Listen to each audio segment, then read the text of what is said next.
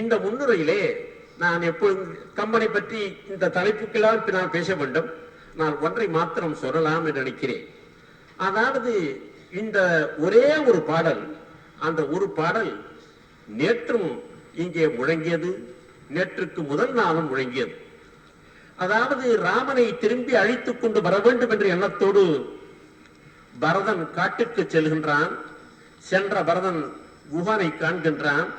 குஹனோடு பேசிவிட்டு பின்னால் ராமன் எங்கே படுத்திருந்தான் என்ற இடத்தை சுட்டி காட்டுவதற்காக என்ன ஒரு பாடலை எடுத்துக்கொண்டு முதலில் கீவாஜா அவர்கள் பேசினார்கள்.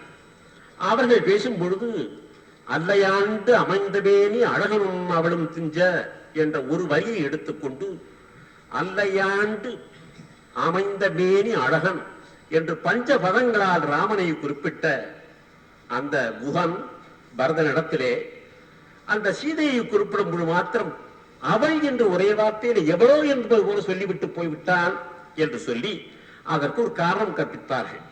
அதாவது திருக்கோவையார் என்ற பாடலில் எடுத்து கொடுத்து கொண்டவர்கள் பிறர்மனை நோக்கா பேராண்மை என்ற தத்துவத்தின் அடிப்படையிலே சீதையை முழுமையாக வர்ணிப்பது விவரிப்பது என்பது இந்த தத்துவத்தினுடைய ஒழுக்கத்துக்கும் அரணுக்கும், வள்ளுவர் காட்டிய ஒழுக்கத்துக்கும் அரணுக்கும் ஒத்து வராது என்பதற்காக அவள் என்று பஞ்ச பதங்களிலே ராமனை குறிப்பிட்ட குஹன் இங்கே சீதையை மாத்திரம் அவள் என்ற ஒரே பதத்தினாலே சொல்லி முடித்து விட்டான். அங்கே பதப்பஞ்சம் வந்து விட்டதோ அவனுக்கு என்று சொல்லி இதை எடுத்து காட்டினார்கள். நேற்று காலையிலே வாதமேடையிலே பேசிய செல்வி ஜெயஸ்ரீ அதை கொஞ்சம் துணிச்சலாக வேறொரு முனையிலே அணுகி காட்டினார்கள். அதை வைத்துவிட்டு இப்படி அவள் சொன்னது பரதனுடைய மன வருத்தத்தை அதிகமாக்க கூடாது என்பதற்காக சொன்னான் என்று அவர்கள் எடுத்து காட்டினார்கள். அதை இன்னொரு கோணத்திலே எடுத்து உங்களுக்கு காட்டலாம் என்று நினைக்கின்றேன். பிறர்மனை நோக்கா பேராண்மை, நோக்காத பேராண்மை. இந்த நோக்குதல் என்ற சொல் இங்கே முன்னாலே ஞானப்படங்கள் பேசும் பொழுது கூட நோக்குதல் என்பதையும் பார்த்தல் என்பதை பற்றி சொன்னார்கள். தமிழிலே இருக்கின்ற அந்த மூன்று சொற்களில் காணுதல், பார்த்தல், நோக்குதல் இவை ஒவ்வொன்றுக்கும் தனித்தனி பொருள் உண்டு. கண்ணால் பார்ப்பது மாத்திரம் என்றால் போகிற வழியிலே பார்த்து நீ பார்க்கவில்லையாடா என்று கேட்கிறோம், நான் கவனிக்கவில்லையே என்று அவன் சொல்லுவான். ஆனால் நோக்குதல் என்றால் கண்ணோடு கருத்தும் சேர்ந்து செல்வதுதான் நோக்குதல். இந்த கண்ணும் கருத்தும் சேர்ந்து செல்லும் பொழுதுதான் இந்த நோக்குதல் என்ற சொல்லை பயன்படுத்த முடியும். காமத்து பாலில் வள்ளுவர் நோக்கு என்ற சொல்லையெல்லாம் இந்த பொருள் தான் உபயோகப்படுத்தியிருக்கார தவிர வேறு எந்த பொருள் உபயோகப்படுத்தவில்லை. பிறன்மனை நோக்காத பேராண்மை என்று சொல்லும் பொழுது அங்கே நோக்குதல் இரண்டை கவனிக்க வேண்டும். பிறன் மனை நோக்குதல். ஆக இன்னொருவனுடைய மனைவியை தன் ஒரு குறிப்பிட்ட கருத்தோடு நோக்கி பார்க்கிறான் என்றால் தன்னுடைய காம இச்சையோடு பார்க்கிறான் என்று பொருள். அந்த காம இச்சையோடு பார்ப்பதை தவிர்ப்பதற்காக வேண்டுமானால் இந்த சொற்களை உபயோகப்படுத்தாமல் இருக்கலாம். ஆனால் இங்கே யார் யாரிடத்தில் பார்த்து பேசுகிறார்கள் என்று நீங்கள் சற்று சிந்தித்து பார்க்க வேண்டும். குஹன் பரதனிடத்திலே பேசுகிறான். நாம் படிக்கும் பொழுது வேண்டுமானால் புத்தகத்தில் ஏட்டில் இருப்பதை பார்க்கிறோம். நாங்கள் நீதிபதிகளுக்கும் வக்கீல்களுக்கும் நன்றாக தெரியும். நாங்கள் வழக்குகள் நடத்தும் பொழுது சாட்சி கூண்டிலே இருக்கிற ஒரு ஆளை பார்த்து கேள்வி கேட்கும் பொழுது அவனுடைய முகம் எப்படி இருக்கிறது, ஒரு கேள்விக்கு தடங்கள்லாம் பதில் சொல்லுகிறானா, அவன் சொல்லுகிற முறையிலிருந்து ஏற்கனவே நெட்டுரு பண்ணி பதில் சொல்வதாக தெரிகிறதா, அதை யோசனை பண்ணி பதில் சொல்வதாக தெரிகிறதா, இயற்கையாக உண்மையாக வருகிறதா என்றெல்லாம் பார்ப்பதற்கு வாய்ப்பு உண்டு. ஆனால் அதே வழக்கு அப்பீலாக மேற்கோர்ட்டுக்கு வரும் பொழுது அங்கே சாட்சிகளை விசாரிக்க மாட்டார்கள். அவர்கள் ஏற்கனவே கீழ்கோர்ட்டில் சொன்ன சாட்சியம் அச்சிடப்பட்டு அல்லது எழுதப்பட்டு டைப் செய்யப்பட்டு கொண்டு வைத்திருக்க வேண்டும்.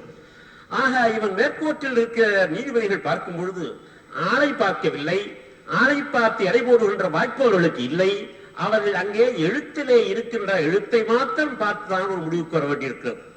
அதுபோல இங்கே பரதன் சொன்னதாக கம்பன் பாடியதை நாம் எழுத்திலே படிக்கிறமே தவிர சற்று நேரம் கொஞ்சம் அது ஒரு நாடக காட்சியாக நீங்க பார்க்க வேண்டும் என்று விரும்புகிறேன். கவிஞர்கள் எல்லாம் பெரும்பாலும் நாடக ஆசிரியராக இருந்திருக்கிறார்கள். ஷேக்ஸ்பியரை கிரேட்டஸ்ட் டிராமட்டிஸ்ட் போய்ட் என்று சொல்லுவார்கள். கம்பன் அதில் கொஞ்சமும் குறைந்தவன் அல்ல. இங்கே ஒரு சிறிய நாடகம் நடக்கிறது தான் சொல்கின்றேன். பரதனிடத்திலே குகன் பேசுகிறான். பரதனிடத்திலே குகன் பேசுகிறான் என்றால் ஏற்கனவே அந்த இடத்தில் படுத்திருந்து போய்விட்ட ராமனையும் சீதையையும் இலக்குவனையும் பற்றி பேசுகின்றான். அவர்கள் அங்கே இல்லை. அப்படி பேசுவதாக இருந்தால் இங்கே குகன் பரதனுடைய முகத்தை பார்த்துத்தான் பேச வேண்டும். நான் இப்பொழுது உங்களுடைய முகத்தை பார்த்து பேசிக் கொண்டிருக்கிறேன். உங்களுடைய முகத்திலே உண்டாகின்ற மாறுதல்கள், உங்களுடைய முகத்திலே மகிழ்ச்சி இருக்குமானால் அதற்கு ஏற்ப நான் என்னுடைய பேச்சை தொடர்ந்து நடத்துவது, யாருடைய முகத்தில் சுழிப்பு இருக்குமானால் அதற்கே என்னுடைய பேச்சை மாற்றிக்கொள்வது எல்லாம் நாம் செய்து கொள்கின்றது இயற்கை அன்றென்றார் வாழ்க்கையில நாம் பார்ப்பது. இப்பொழுது பரதனை பார்த்து குகன் சொல்லுகிறான், அல்லையாண்டு அகன்னபேனிய அழகனும் என்று முடிக்கிறான். இது சொன்ன உடனே பரதனுடைய முகத்தை பார்க்கிறான். பரதனுடைய முகத்தில் ஏற்கனவே இருந்த துன்பத்துக்கெல்லாம் இன்னும் ஒருபடி மேலாக துன்பமாகி என்னாலல்லவா சக்கரவர்த்தி திருமகன் இங்கே படுக்கும்படியாக நேர்ந்தது என்ற எண்ணம் எனக்கு வந்துவிட்டது. அதே சமயத்தில் இவ்வளவு முதலும் பஞ்சபதங்கள் நான் ராமனை வர்ணித்தது போல சீதையும் பஞ்சபதங்கள் வர்ணித்தான் பரதன் தாங்க மாட்டான். ஒரு ஆண்மகன் படுத்ததே தாங்க முடியவில்லை என்றால் ஒரு மென்மையான சீதையை அரண்மனையிலே வாழ்ந்திருந்த பெண்மணியும் இந்த தலையிலே படுத்து கிடந்தாள் என்று சொல்வதை விளக்குவானேயானால் பரதன் தாங்க மாட்டான். பார்க்கிறான் முகத்தை பார்த்தவுடனே ஏற்கனவே பரதனுடைய முகம் வெப்பி போய்விட்டது. இனி சீதையை பற்றி விளக்கினோமானால் தாங்க மாட்டான் என்ன முடித்து ஒரே வரியில் அவளும் என்று முடித்து விட்டான். ஆக இந்த அவளும் என்ற சொல் இந்த நாடக பாணியிலே வந்ததை தவிர வேறு ஏதோ பேராண்மை நோக்காத அடிப்படையிலே வந்ததில்லை. காரணம் என்னவென்றால் இங்கே அந்த பேராண்மை நோக்காத என்பது பெருமனை நோக்காத பேராண்மைக்கு இடமே இல்லை. சுமித்திரை பரதனை இங்கே ஏற்கனவே பரதனை வரும்பொழுதே இங்கே அவன் எப்படி அழைத்துக் கொண்டு வருகிறான் சீதையை தன்னுடைய தாயாக நினைத்துக் கொண்டு வருகிறானே தவிர வேறு எந்த விதத்திலும் அண்ணனுடைய மனைவியை தான் அடையப் போகின்ற நோக்கத்தோடையோ அவரிடத்திலே காமயிற்சி கொள்கின்ற நோக்கத்தோடு வரவில்லை. ஆகையினாலே பிறன்மனை நோக்காத பேராண்மை என்று சொல்லுகின்ற பேச்சுக்கே இடமில்லை. ஆக புதிய ஒரு அணுகுமுறையிலே பார்க்கும் பொழுது எதற்காக ஒரு நாடக பாணியிலே பரதனிடத்திலே குகன் பேசிக்கொண்டு வருகிறான். அப்படி பேசிக்கொண்டு வரும்போது முதலுடைய ராமனுடைய நிலையை சொல்லுகின்றான். ராமனுடைய நிலை சொன்ன உடனேயே அவனுடைய முகம் எவ்வாறு மாறுபடுகிறது என்பதை பார்க்கிறான். அந்த முகம் மாறுபட்ட பிறகு இதற்கு மேலும் நாம் சீதையையும் பற்றி சொல்லுவோமேயானால் இது அவன் தாங்க மாட்டான் என்ற எண்ணத்திலே அவளும் என்று சொல்லி நெறித்துக் கொள்கின்றான். இதை ஏதோ நான் ஒரு கட்டுக்கதையாக உங்களிடத்திலே சொல்கிறேன் என்று நீங்கள் நினைத்துக் கொள்ளக்கூடாது. கம்பனிலிருந்தே இன்னொரு ஆதாரத்தையும் உங்களுக்கு நான் காட்ட விரும்புகின்றேன். ராமனுடைய மந்திர சபை நடக்கிறது. ராமனுடைய மந்திர சபையில் அவனுடைய சேவை தலைவர்கள் தான் தங்களுடைய கருத்துக்களை சொல்லிவிட்டு இருந்தார்கள். கடைசியாக கும்பகர்ணன் எழுந்து பேச ஆரம்பிக்கிறான். கும்பகர்ணன் எழுந்து பேச ஆரம்பிப்பொழுது ராவணன் செய்தது தவறு என்று ஐயமர எடுத்து காட்டுகிறான். ஐயமர எடுத்து காட்டுவது மாத்திரமல்ல, நிச்சயமாக அவன் என்ன செய்ய வேண்டும் எடுத்து காட்டுகின்றான். ஆசில் பரதாரம் அவை சேரை பஞ்சரை அடைப்போம், மாசில் புகழ் காதுருவோம் என்றெல்லாம் குறிவிட்டு சிட்டர் செயல் செய்திலை குலச்சிறுமை செய்தாய் மட்டவள் மலக்குடலினால் இனி பண்ணா விட்டிடுதும். ஒன்று ஞாபகத்தில் வைத்துக் கொள்ளுங்கள். இங்கே நாடக காட்சி பார்க்கிறோம். ராவணன் அமர்ந்திருக்கிறான், பலருடைய ஆலோசனை கேட்கிறான். கும்பகர்ணன் ஆலோசனை சொல்லிக் கொண்டு வருகிறான். அப்படி சொல்லிக் கொண்டு வருகின்றவன் அவன் சொல்வதுதான், சிட்டர் செயல் செய்திலை குலச்சிறுமை செய்தாய் மற்றவள் மலக்குடலினால் இனி மண்ணா விட்டிடுதும். அதாவது சீதையை விட்டு விடு என்று சொல்கின்றான். அண்ணனுடைய முகத்தை பார்க்கிறான். சீதையை விட்டுவிடு என்று சொன்ன உடையே இதுவரையிலும் கொஞ்சம் கூட அஞ்சாத, வெற்றியை தவிர வேற எதையும் கண்டிராத, வெற்றி மகிழ்ச்சியும் கல்பையும் தவிர வேற கண்டிராத ராவனுடைய முகத்திலே சோகம் தெரிகிறது. அந்த சோகத்தை பார்த்த உடனே பேச்சை மாற்றிக் கொள்ளுகிறான். விட்டிடுது மேல் என்று உடனே மேல் என்பதை சேர்த்து விட்டிடுது மேல் எளியது ஆம். இந்த கட்டத்தில் நீ செய்து தவறு செய்து விட்டாய், அவளை விட்டுத்தான் ஆக வேண்டும். ஆனால் விட்டுடுவோம், ஆனால் நாம் எளியவர்களாக ஆகிவிடுவோம், பயந்தவர்களாக ஆகிவிடுவோம் என்று சொல்லுகிறான். ஆக கும்பகர்ணனுடைய தீர்மானமான எண்ணமும் சீதையை ராவணன் விட்டுவிட வேண்டும் என்பதுதான். ஆனால் அண்ணன் வைத்திருந்த பாசத்தின் காரணமாக அந்த மந்திர சபையிலே அண்ணனுடைய முகத்தை சொன்னவுடனே ஏற்பட்ட மாறுதலை கண்டவுடனே தன்னுடைய யோசனையை மாற்றிவிட்டு சரி விட்டுடுது மேல் எளியராம ஆகினால் படையெடுப்போம் என்று. இதற்கு எங்கே ஆதாரம் இருக்கிறது, ஏன் சொல்கிறாய் இதை யார் கேட்க முடியும்? இந்த ஆதாரம் இல்லாமல் நான் சொல்வதாக இருந்தால் நான் வகித்த பதவிக்கு தகுதி உள்ளவனாக இருக்க மாட்டேன். ஆதாரம் இருக்கிறது. இந்த கும்பகர்ணன் மந்திராலோசனைகள் பேசிவிட்டு பின்னால் வீடனும் பேசிவிட்டு போனவர்கள் கும்பகர்ணன் தூங்கி போக முடியலாம். இடையிலே நடந்த நிகழ்ச்சி எதுவுமே தெரியாது. முதற்போர் குறி படலத்துக்கு பிறகு மகோதரன் யோசனை சூரி கும்பகர்ணனை எழுப்பிக் கொண்டு வா என்று சொன்ன உடனே கும்பகர்ணனை எழுப்பிக் கொண்டு வருகிறான். ராவணன் முன்னார்ந்து இருக்கிறான். ராவணன் அவன் போக்குவரத்து போடுகிறான். அப்போதுதான் கும்பகர்ணன் ராவணனை கேட்கிறான், எதற்காக எனக்கு போக்குவரத்து பூண்டு விட்டாய் என்று. மனிதர்களும் குரங்குகளும் வந்து விட்டார்கள், இனி போருக்கு செய்ய வேண்டும் என்று. ஆஹா, போர் மூண்டு விட்டதா, ஜானகியினுடைய துயர் தீரவில்லையா என்று கேட்கிறான். அப்படியானால் நான் சொன்னபடி ஜானகியை நீ விட்டிருப்பாய், அவளுடைய துயர் தூண்டிருக்கும் நினைத்துக் கொண்டிருந்தேன். இப்பொழுதல்லவா தெரிகிறது நீ அதன்படி செய்யவில்லை, அவருடைய துயர் தீரவில்லை, இங்கே போர் மூண்டு விட்டது என்றல்லவா தெரிகிறது என்று சொல்கிறார். ஆக இந்த இரண்டு நாடக காட்சியை நீங்க ஒன்று சேர்த்து பார்ப்பீர்களேயானால் அங்கே அந்த பாட்டிலே இருக்கிற அவளும் என்ற சொல்லுக்கு வேறு ஏதோ சீதையை வர்ணித்தால் தவறாகும் என்பதற்காக அவளும் என்ற சொல்ல உபயோகப்படுத்தவில்லை.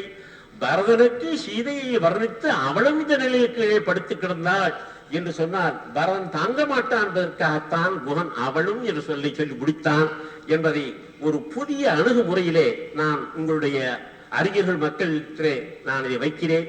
அதை நீங்கள் ஏற்றுக்கொள்வீர்கள் என்று எண்ணுகிறேன். நான் தவறாக இருக்கலாம். இதிலே இலக்கியங்களிலும் சட்டங்களிலும் ஆராயும் பொழுது யாருமே இதுதான் முடிந்த முடிவு என்று சொல்வதற்கில்லை. மனிதனுடைய அறிவு என்றும் வளர்ந்து கொண்டிருக்கிறது. விஞ்ஞானத்தை இப்போது பார்த்து கொண்டிருக்கிறோம். நேற்று சொன்னது, சென்ற ஆண்டிலே சொன்னது, சென்ற நூற்றாண்டிலே சொன்னது தவறு என்று நிரூபிக்கப்பட்டு புதிதாக வருகிறது. அதே மாதிரி மனிதனுடைய அறிவு வளர வளர அந்த வளர்ச்சியின் காரணமாக புதிய புதிய பொருள்களையும் குணங்களையும் அணுகுமுறைகளையும் அவன் காண முடியும். அப்படி காணும் பொழுது இதற்கு மாறான கருத்துக் கொள்பவர்களும் இருக்கக்கூடும். ஆக எனக்கு தோன்றுகின்ற இந்த அணுகுமுறை மாத்திரம் உங்களுக்கு சொல்லி வைக்கிறேன். இதற்கு மேலும் நான் நீட்டிக்கொண்டு போனால் பட்டிமண்டபம் முடிவதற்கு வெகு நேரமாகிவிடும். ஆக என்னுடைய முன்னுரையை இதற்கு மேலும் நான் நீட்டிக்கொண்டு போகாமல் இப்பொழுது பட்டிமண்டபத்தினுடைய முறையை மாத்திரம் உங்களுக்கு சொல்லலாம் என்று. பட்டிமண்டபத்தினுடைய முறை நடைமுறை என்னவென்றால் ஒவ்வொரு கட்சியினுடைய தலைவர்களும் தங்களுடைய கட்சியினுடைய வாதத்தை 10 நிமிஷங்களில் முதலில் எடுத்து கூறுவார்கள். அதற்கு பின்னால் அந்த கட்சியிலே சேர்ந்து வருபவர்கள் ஒவ்வொருவரும் தங்களுடைய வாதங்களை 7 நிமிஷங்களில் எடுத்து கூறுவார்கள். இந்த ஒவ்வொரு கட்சியில் உள்ள அத்தனை பேரும் பேசி முடிந்த பிறகு கட்சி தலைவர்கள் மீண்டும் தங்களுடைய வாதங்களை தொகுத்தொழிப்பதற்காக 5 நிமிஷங்கள் அவர்களுக்கு கொடுக்கப்படும். ஒன்றை சொல்லுகின்றேன், இங்கே அநேகமாக வாய்தா இல்லை. நான் பாஸ்கர் தொண்டமான் அல்ல. அது கம்பனாக இருந்தாலும் சரி, யாராக இருந்தாலும் சரி, ஒரு முறையோடு தான் நடக்க வேண்டும். ஒருவருக்கு வாய்தா கொடுத்து அவருக்கு சில மணித்துளிகள் அதிகமானால் அந்த அளவுக்கு இன்னொருவருக்கு மணித்துளி குறைகிறது. இவருக்கு கிடைக்கின்ற நியாயம் அவருக்கு கிடைக்கவில்லை என்ற ஆகிவிடும். அது அதற்கு நான் இடம் கொடுக்க தயாராக இல்லை. ஆக அந்த 10 நிமிடங்கள் 2 நிமிடங்களுக்கு முன்னால் அவர்களுக்கு சிவப்பு விளக்கு ஒன்று தெரியும். ஆக இன்னும் 2 நிமிடங்களுக்குள் தங்களுடைய உரையை முடித்துக் கொள்ள வேண்டும் என்று அவர்கள் தெரிந்து கொள்ள வேண்டும். அதற்கு பின்னால் நோக்கர்கள் நோக்கர்கள் இந்த எல்லாருடைய வாதங்கள் முடிந்த பிறகு நோக்கர்கள் தங்களுடைய எண்ணத்தில் இந்த மூவரில் யார் இந்த தலைப்புக்கு பொருத்தமானவர், கம்பனை கற்போர் நெஞ்சை பெரிதும் நெகிழ்விப்பவன் யார் என்ற பெயரை அவர்கள் சீட்டுகளில் எழுதி கொடுப்பார்கள். அது எழுதி முடிந்த பிறகு அந்த முடிவை எதிர்த்து இரு தரப்பினரும் மறுபடியும் மீண்டும் அவர்கள் தலைவர்கள் மாத்திரம் வாதம் செய்வார்கள். அவரவர்களுக்கும் 5 நிமிடங்கள் கொடுக்கப்படும். கடைசியில் நோக்கர்கள் சார்பில் திரு ராமலிங்கம் ஏன் நோக்கர்கள் இந்த முடிவுக்கு வந்தார்கள் என்பதை எடுத்து கூறுவார். இவை அனைத்துக்கும் பிறகு அடியேருடைய முடிவுரையும் தீர்ப்பும் கிடைக்கும். இதை தொடங்குவதற்கு முன்னால் நோக்கர்கள் யார் யார் என்பதை செயலாளர் பழனியப்பன் அவர்கள் இப்போது படிப்பார்கள்.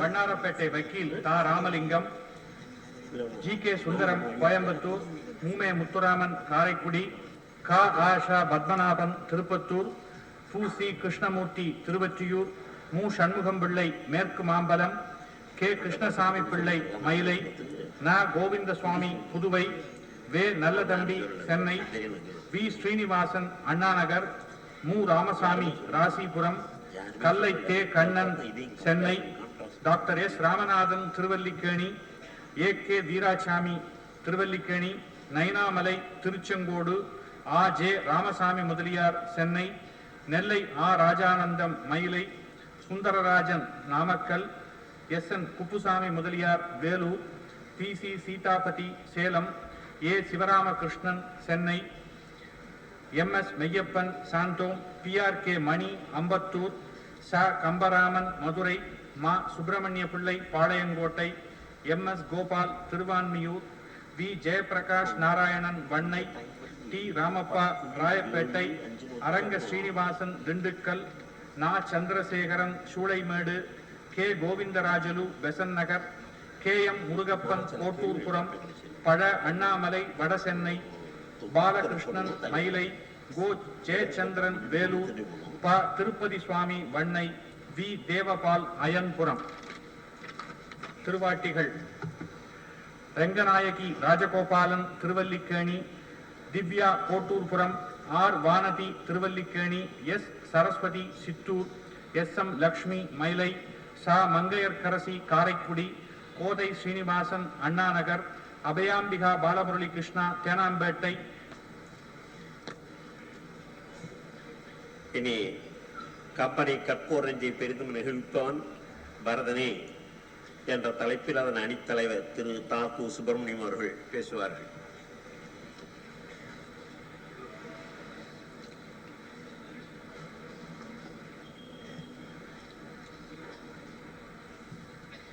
பேரன்பிற்கும் பெருமதிப்பிற்கும் வணக்கத்திற்கும் வழிபாட்டிற்கும் உரிய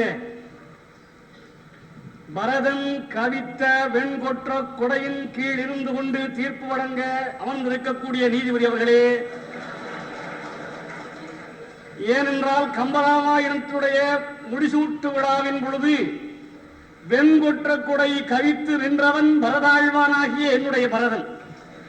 அந்த பரதனுடைய வெண்கொற்ற கொடையின் கீழ் இருக்கக்கூடிய நம்முடைய நடுவர் அவர்கள் இன்றைக்கு அதே கொடையின் கீழ் இருந்து கொண்டு ஒரு தீர்ப்பை வழங்குவதற்காக அமர்ந்திருக்கிறார்கள். ராமனை போல எழுந்தருளி இருக்கிறார்கள். அவருக்கு என்னுடைய முதல் வணக்கத்தையும் மரியாதையையும் தெரிவித்துக் கொண்டு வழக்காடு மன்றத்தில் பட்டிமண்டபத்தில் பங்கு கொண்டிருக்கக்கூடிய பெருமக்களுக்கு என்னுடைய நன்றியையும் வணக்கத்தையும் தெரிவித்து இங்கே பெரும் திரளாக நின்று இருந்து கேட்டுக் கொண்டிருக்கக்கூடிய அவையோருக்கு என்னுடைய நன்றி கலந்த வணக்கத்தை தெரிவித்துக் கொள்கிறேன். கற்போருடைய நெஞ்சத்தை நெகிழ்விப்பவன் யார் என்பது நீதிபதி அவர்களே, நீங்கள் தீர்ப்பு வழங்க வேண்டிய கட்டாயம் இல்லை. நீங்கள் முன்னுரையிலேயே சொல்லிவிட்டீர்கள். அதற்கு பிறகு மீண்டும் ஒரு வழக்காடு மன்றமோ பட்டிமன்றமோ தேவையில்லை என்பதுதான் என்னுடைய கருத்து. ஏனென்றால் குகப்பெருமான் என்ன பேசினான்? அவள் என்று ஏன் சொன்னான்? அல்லையாண்டு அமைந்தமேனி அழகனும் அவளும் என்று அவன் என்று சொல்ல மாத்திரத்திலேயே பரதனுடைய முகம் வெம்பி போய்விட்டது. மீண்டும் சீதா பிராட்டி எப்படி இருந்தான் என்ற வர்ணனையை சொல்லுகிற பொழுது அந்த பரதன் இருக்க மாட்டான், அவன் கீழே விழுந்து நைந்து போய் விடுவாரோ என்ற அச்சத்தினாலே எண்ணத்தினாலே குகனே உருகி இருக்கிறார். ஐயா ஞானசுந்தரம் அவர்களே, அப்படி இருக்கிற பொழுது நீதிபதி அவர்களே குகனே உருகி இருக்கிறார் என்று சொன்னால் அந்த பாத்திரத்திற்கு பார்க்கிற பொழுது படிக்கிற பொழுது என்னுடைய நெஞ்சம் உங்களுடைய நெஞ்சம் எவ்வளவு ஈர்க்கப்பட்டிருக்கும் நெகிழ்ந்திருக்கும் என்பதை சொல்லாமலேயே விளங்கும். பரதன் என்ற எண்ணம் எனக்கு தோன்றிய மாத்திரத்தில் எனக்கு என்ன, கம்பருக்கு தோன்றிய மாத்திரத்திலே எப்படி தோன்றுகிறது தெரியுமா? அவருடைய உருவத்தை நமக்கு கண்முன்னாலே கொண்டு வந்து காட்டுகின்றான்.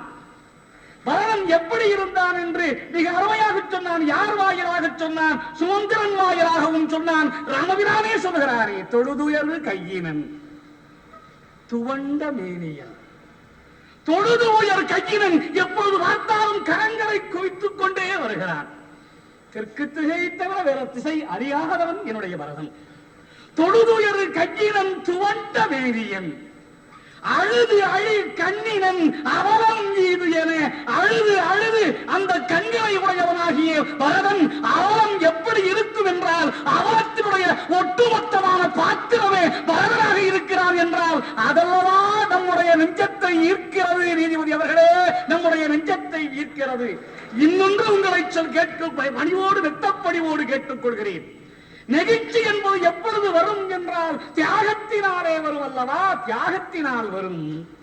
வந்த பதவியை துரத்தலினாலே வரும். எவ்வளவு பெரிய பதவி!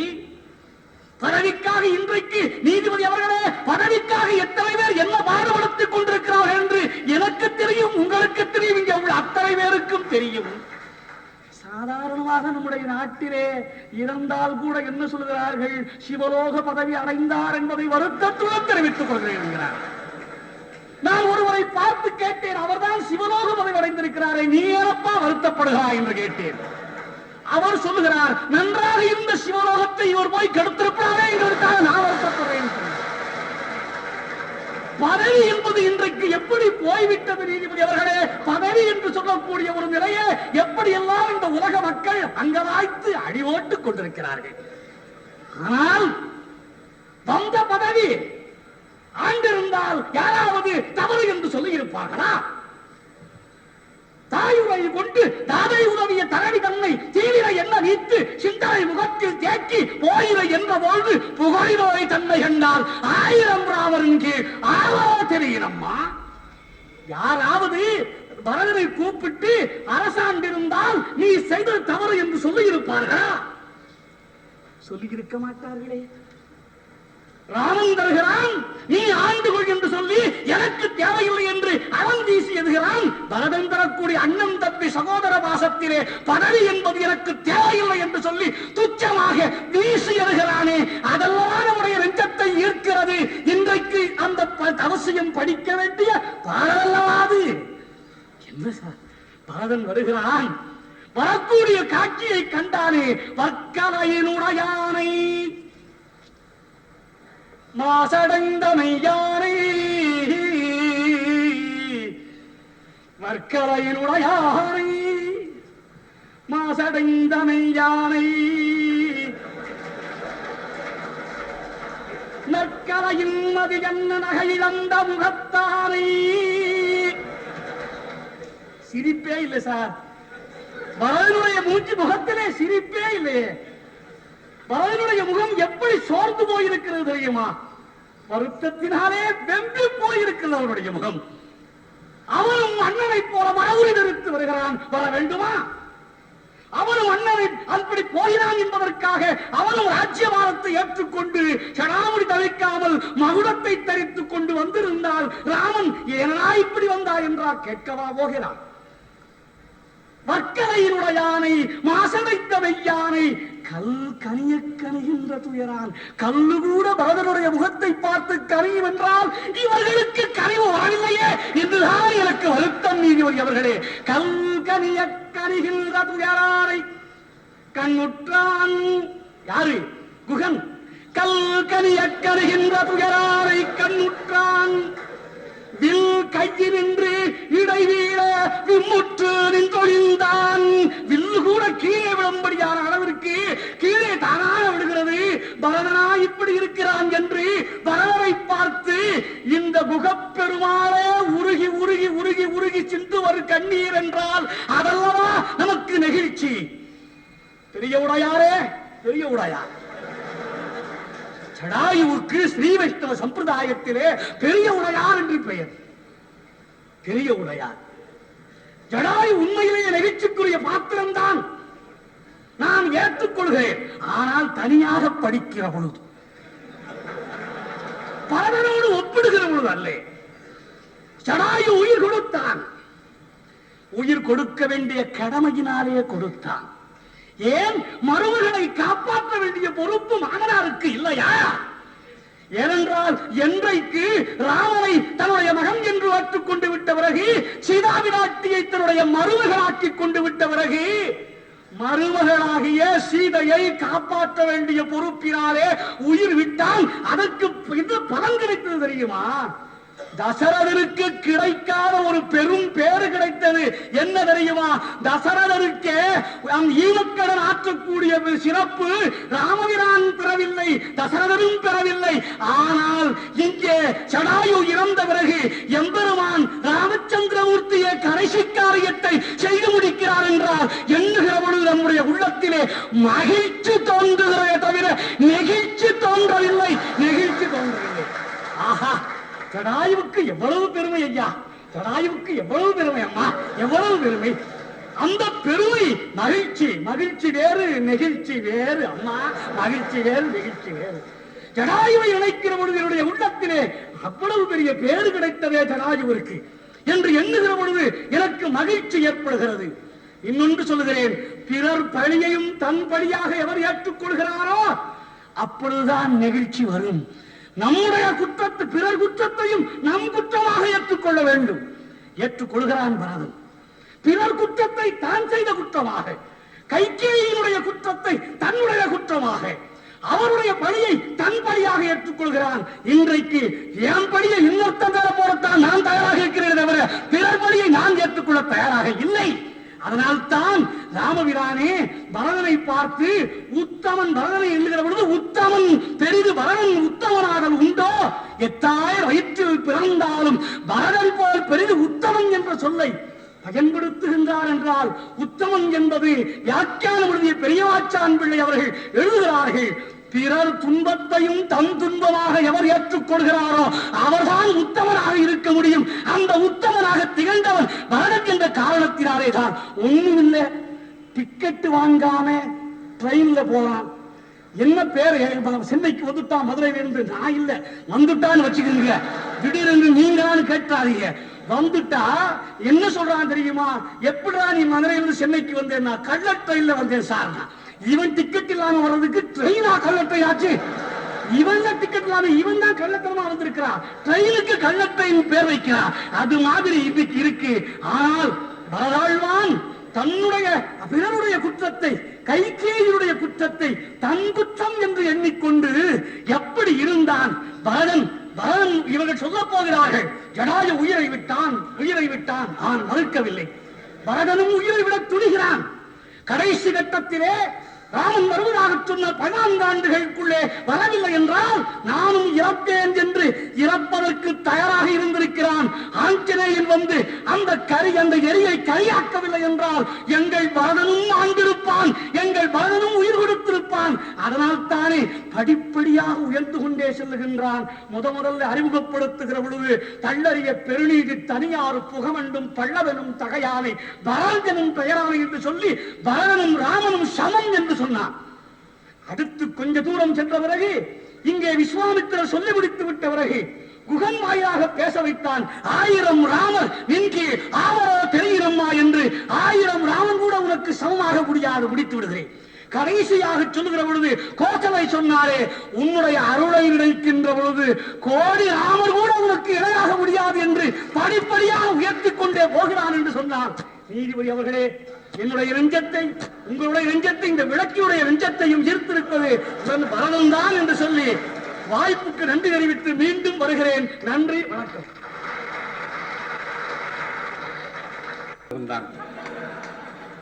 ஆனாலும் என் பாத்திரத்தை போல உங்கள் இதயத்தில் நிரந்தரமாக இடத்தையும் பெறப்போகிறவன் நான் தான் என்பது இவர்களுக்கு தெரியும். மாண்புமிகு நடுவர் அவர்களே, பெருமக்களே, எங்கள் மதிப்பிற்கும் மரியாதைக்கும் உரிய உயர்வு வீரப்பன் அவர்களே, பெரியோர்களே, உங்கள் அனைவருக்கும் என்னுடைய நன்றி கலந்த வணக்கம்.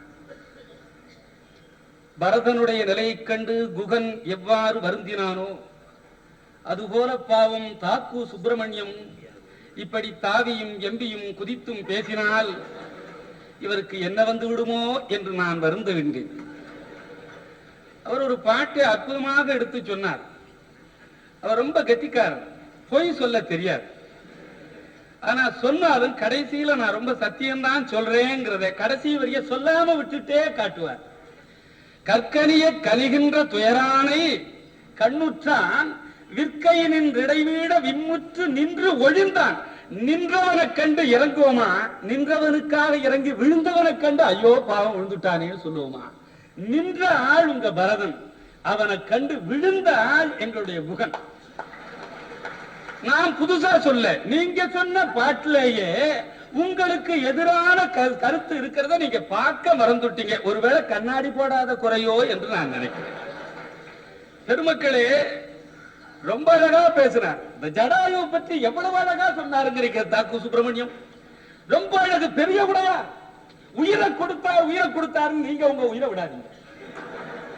உங்க உயிர் எங்களுக்கு ரொம்ப முக்கியம். ஜடாயு உயிரை வாங்க முடியாது. ஜடாயு பெரியப்பா எப்பொழுது ராமனையும் இலக்குவனையும் தன்னுடைய மக்கள் என்று ஏற்றுக்கொண்டாரோ அப்பொழுது சீதையை ஒருவன் கவர்ந்து கொண்டு போகிற பொழுது அதை தடுத்து நிறுத்தாவிட்டால் அவன் மனிதனே அல்ல.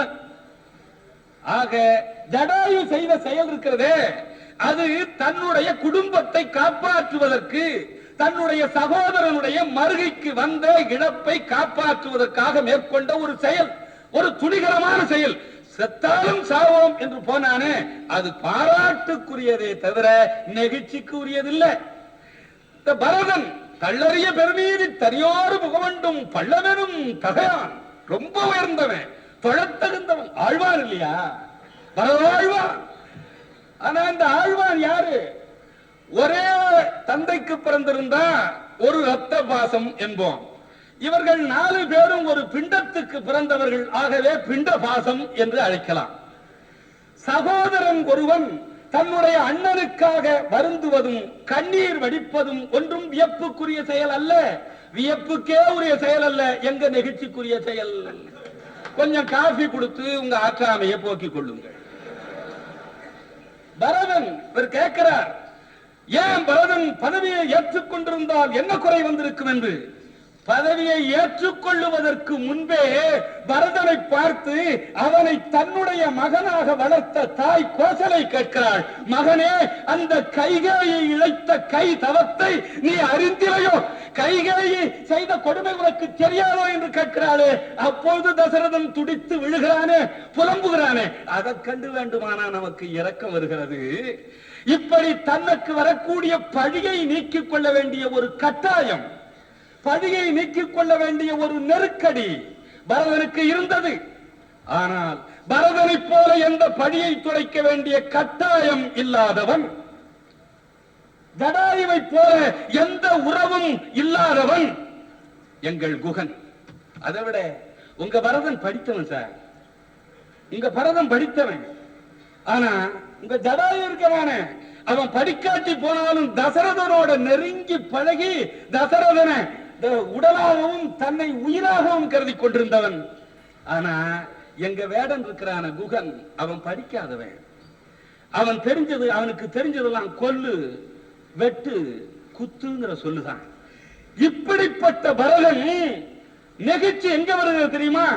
ஒரு தலைமை பதவியில் இருக்கிறவன் பதவியை இழந்து வருகிறவனை மதிக்கிறானே, அங்கதான் இருக்கு.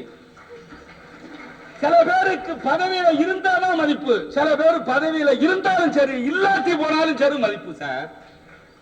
அது மாதிரி ராமன் பதவியில இருந்தாலும் சரி, இல்லாட்டி போனாலும் சரி, ராமனுக்கு மதிப்பு. அந்த மதிப்பை கொடுத்தவன் யார் தெரியுமா? எங்க குகன் தான். யார் அவன்? இப்ப பதவியில இருக்கிற வரைக்கும் மதிப்பான், பதவியை விட்டு இறங்குற உடனே மிதிப்பான். ஆனா பதவியை விட்டு இறங்கி வருகிறான் ராமன், பதவியில் இருக்கிறான் குகன், கிராதர் வேடம்.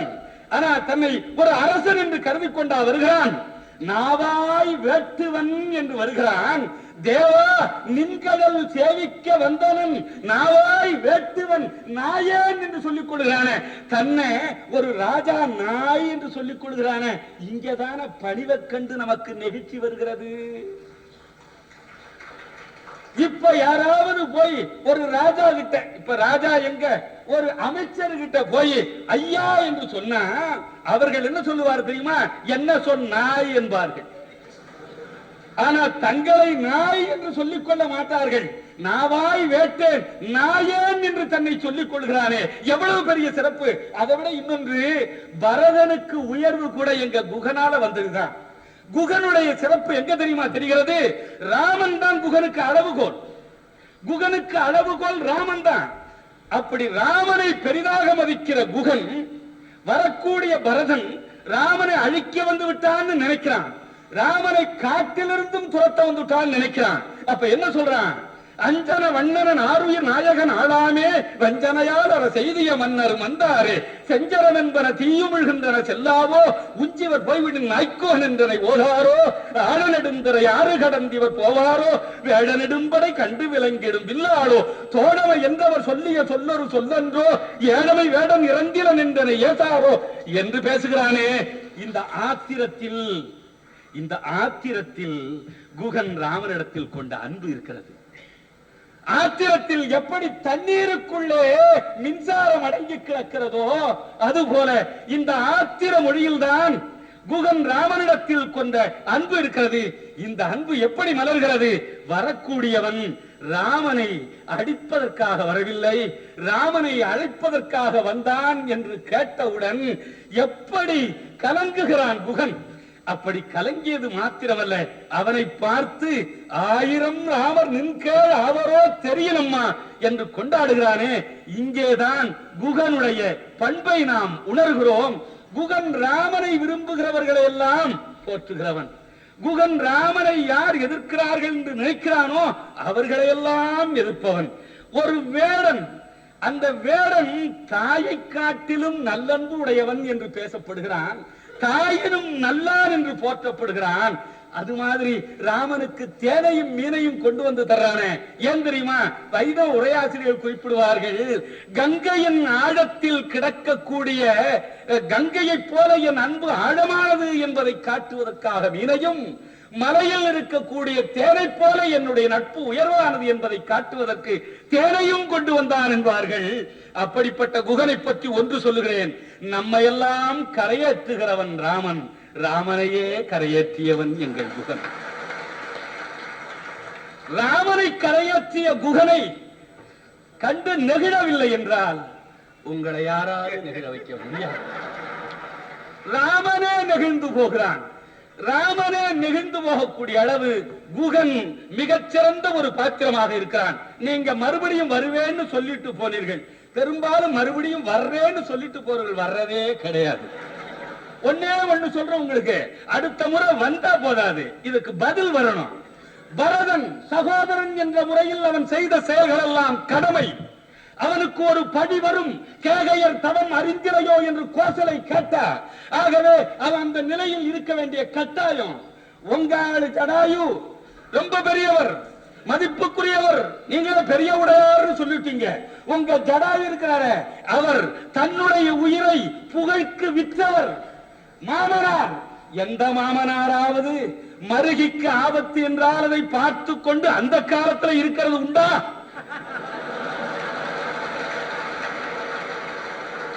ஆக மாமனாராக இருந்த காலத்தில், மருகியாக இருந்த காலத்தில் மருகிக்கு வந்த இடையூறை இந்த மாமனார் போக்கி இருக்கிறார். அது அந்த காலத்து தர்மம். அதையும் சொல்றேன், பரதன் தான் சொல்றான். மகளுக்கு ஒரு பெண்ணுக்கு வரக்கூடிய ஆபத்தை போக்காதவன் மனிதன் அல்ல, பரதன் சொல்றான்.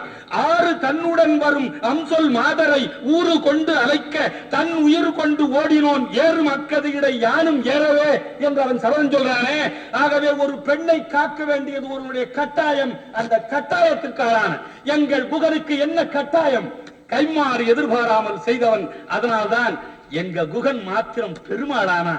உங்க ஆளு ஆழ்வார், உங்க ஆளு பெரிய உடையார், உடையாம இருக்கிறாரே. நன்றி, வணக்கம். அடுத்து ஜடாயு என்ற அணியின் தலைவர் திரு வி. ஜனார்தன் அவர்கள். வணக்கத்திற்குரிய தலைவர் அவர்களே, பாராட்டிற்குரிய பெரியோர்களே, சகோதரிகளே, உங்கள் அனைவருக்கும் என்னுடைய பணிவான வணக்கத்தை முதலில் தெரிவித்துக் கொள்கிறேன். இது பிள்ளைகள் கூச்சல் போடுகிற காலம். ஆனால் இந்த கூச்சலை கேட்டு உங்களை போன்ற பெரியவர்கள் மயங்கிவிட மாட்டீர்கள் என்று நம்புகிறேன். மதுரைக்காரர் போட்ட கூச்சல் சென்னைக்கு புதிது, எனக்கு பழையது. ஏன் தெரியுமா? அவருக்கு எப்பொழுதெல்லாம் தன் மீது நம்பிக்கை குறைகிறதோ அப்பொழுதெல்லாம் கூச்சல் போடுவார். எதிர்க்கட்சியிலே மிகப்பெரிய வக்கீல்கள் வாதாட வந்திருக்கிறார்கள். காரணம், அவருடைய கேஸ் ரொம்ப வீக். எதிர்க்கட்சியில் மிகப்பெரிய டாக்டர்கள் வந்திருக்கிறார்கள். காரணம், ஆசாமி பிழைப்பது அரிது. எனவே அவர்கள் வந்திருக்கிறார்கள். நாங்கள் மிகச் சாமானியமானவர்கள், திறமைசாலிகள் அல்ல. ஆனால் ஒன்று மட்டும் நிச்சயம், எங்களிடத்தில் நியாயம் இருக்கிறது. நாங்கள் ஒரு பட்டப்பகலில் ஒரு கொலை கேஸ் நடந்திருக்கிறது. ஒரு நல்லவன் இறந்திருக்கிறான். இறந்த நிகழ்ச்சி உங்களுக்கு நெகிழ்ச்சியை உண்டு பண்ணவில்லையா? நான் கேட்கிறேன். இறந்தவனுக்காக நாங்கள் பாடுபடுகிறோம், பேச வந்திருக்கிறோம் என்று கேலி செய்கிறார்கள். நீங்களும் அதை கேட்டுக்கொண்டுதான் இருக்கிறீர்கள். துணை பாத்திரங்கள் 3 வகை. முதலில் வருகின்ற ஒரு வகை துணை பாத்திரம் ஒரு காப்பியத்தில் பெயரளவில் வந்து போகும். உதாரணம் குகன். இந்த பாத்திரத்தை ராமாயண காப்பியத்தில் இருந்து நீக்கி பாருங்கள், கதைக்கு எந்த விதமான தடங்களும் ஏற்படாது. கதை மேலே போய்கொண்டே இருக்கும். பரிவினில் தழியே எண்ணில் பவித்திரம். இந்த ஒரு செய்தி தான். இந்த ஒரு மெசேஜ் உலகத்துக்கு சொல்ல வேண்டும் என்று கம்பன் நினைத்தான். உங்களுடைய பாத்திரத்தை உருவாக்கினான். இரண்டாவது வகையாக வருகின்ற துணை பாத்திரம் கவிஞனுடைய சில சொந்த கருத்துக்களை வெளிப்படுத்துவதற்காக உருவாக்குகிறான். இளங்கோ கவுந்தியை அப்படி உருவாக்கினான். அதை போல தான் நினைத்த சில செய்திகளை சொல்லுவதற்காக உருவாக்கிய பாத்திரம் பரதன். இவனையும் நீக்குங்கள், கதை மேலே போகும். பரதன் இல்லை என்றால் கதை நின்றா போகிறது. பரதன் ஒரு நீதிமான், தள்ளறிய பெருநீதி தனியார் புகமண்டும் பள்ளம். உண்மை. நான் கேட்கிறேன், நீதி தராசின் முன் நெகிழ்ச்சிக்கு இடம் உண்டா? அவன் நீதிமான். அவன் செய்வதில் எதற்கு நெகிழ்ச்சி வர வேண்டும் என்று கேட்கிறேன். மூன்றாவது வகின்ற துணை பாத்திரம் இருக்கிறது. காவிய போக்கினுடைய திருப்பு முறைகளில் எல்லாம் நின்று கொண்டு காவியத்தினுடைய ஜீவாதாரமான நிகழ்ச்சியை முடித்துக் கொடுக்கின்ற பாத்திரங்கள். அயோத்தியா காண்டத்தில் கூறி வருகிறாள், ஆரண்ய காண்டத்தில் சூர்பனகை வருகிறாள், எங்களுடைய ஜடாயு வருகிறான். இந்த 3 பேர்களும் காப்பியத்துக்கு ஆதாரமாக நிற்கின்ற துணை பாத்திரங்கள். ஜடாயு இல்லையே ராமகாதையே இல்லை. ஏன் காரணம் தெரியுமா? ராவணன் தான் சீதையை கொண்டு சென்றான் என்கின்ற இந்த காப்பியத்தினுடைய ஜீவாதாரமான செய்தியை முதலாக ராவனுக்கு தெரிவிக்கின்றவரே வந்தான். எனவே காப்பியம் அயோத்தியா காண்டத்தில் இருந்து ஆரண்ய காண்டத்தை நோக்கி அடியெடுத்து வைப்பதற்கு கூறி உதவினால், ஆரண்ய காண்டத்தில் உள்ள பஞ்சவடியில் இருந்து காப்பிய போக்கு இலங்கையை நோக்கி திருப்புவதற்கு முதலில் சூர்பனகையும் அடுத்து எங்களுடைய மிகச்சிறந்த துணை பாத்திரமாக விளங்குகின்ற ஜடாயுவும் இருந்தான். இதை ஏன் இவ்வளவு சொல்லுகிறேன் என்றால், இந்த பாத்திரத்தினுடைய சிறப்பு இது. இந்த சிறப்பு உங்களுக்கு கிடையாது. வந்து போகின்ற நீங்களே இப்படி கூச்சல் போட்டால் ஒன்றை நீங்கள் தெரிந்து கொள்ள வேண்டும். இந்த வெளியே கிடக்கின்றவர்கள் போடுகின்ற கூச்சலை தயவு செய்து நீங்கள் கவனிக்க வேண்டாம். தேவையற்ற பொருள்கள் வெளியே தான் வீட்டில் கிடக்கும். வைரக்கற்கள் உள்ளே பெட்டியில் அமுங்கி இருக்கும். நாங்கள் கூச்சல் போட மாட்டோம். ஜடாயுவின் பெயரிலேயே 2 படலங்கள். 2 படலங்கள். ஜடாயு கான் படலம், ஜடாயு உயிர் நீத்த படலம். எவ்வளவு மதிப்பு கொடுக்கிறான் பாருங்கள். இந்த 2 படலங்களில் குறிப்பாக 3 இடங்களில் அவர சுவையானது கொடிகட்டி பிறக்கிறது. முதல் காட்சி, ராமன் மூலமாக தயரதன் இறந்த செய்தியை கேட்கின்றான் ஜடாயு. அவ்வளவுதான். அவன் புலம்புகிறான். அந்த இடத்தில் உங்களுடைய மனம் நெகிழவில்லை என்றால் மன்னிக்கவும், நீங்கள் மனிதரா என்றே எனக்கு சந்தேகம் வரும். இரண்டாவது காட்சி, ராவணனோடு போரிட்டு குற்றுயிராக கிடக்கிறான் ஜடாயு. அதை பார்த்து அலறுகிறாள் சீதை. மூன்றாவது காட்சி, ஜடாயுவினுடைய மரணம். எனவே இந்த 3 காட்சிகளிலும் அவரச்சுவைக்கு மிகப்பெரிய தீனிகை கொடுக்கின்றான் கம்பன். அவரச்சுவையினுடைய உச்சகட்டங்கள். இப்படி ஒரு இடத்தை நீங்கள் காட்ட வேண்டும். ராமாயணம் முடிந்த விற்பாடும் கூட உங்களுடைய பரதனும் வாழ்ந்து கொண்டிருக்கிறான், உங்களுடைய குகனும் வாழ்ந்து கொண்டிருக்கிறான். ஆனால் ஆரண்ய காண்டத்தில் தோன்றி ஆரண்ய காண்டம் முடிவதற்கு முன்னாலேயே அன்றே பூத்து அன்றே மனத்தை சுடிந்து அன்றே உதிர்கின்ற முல்லை மலரை போல இவன் போய்விடுகிறான்.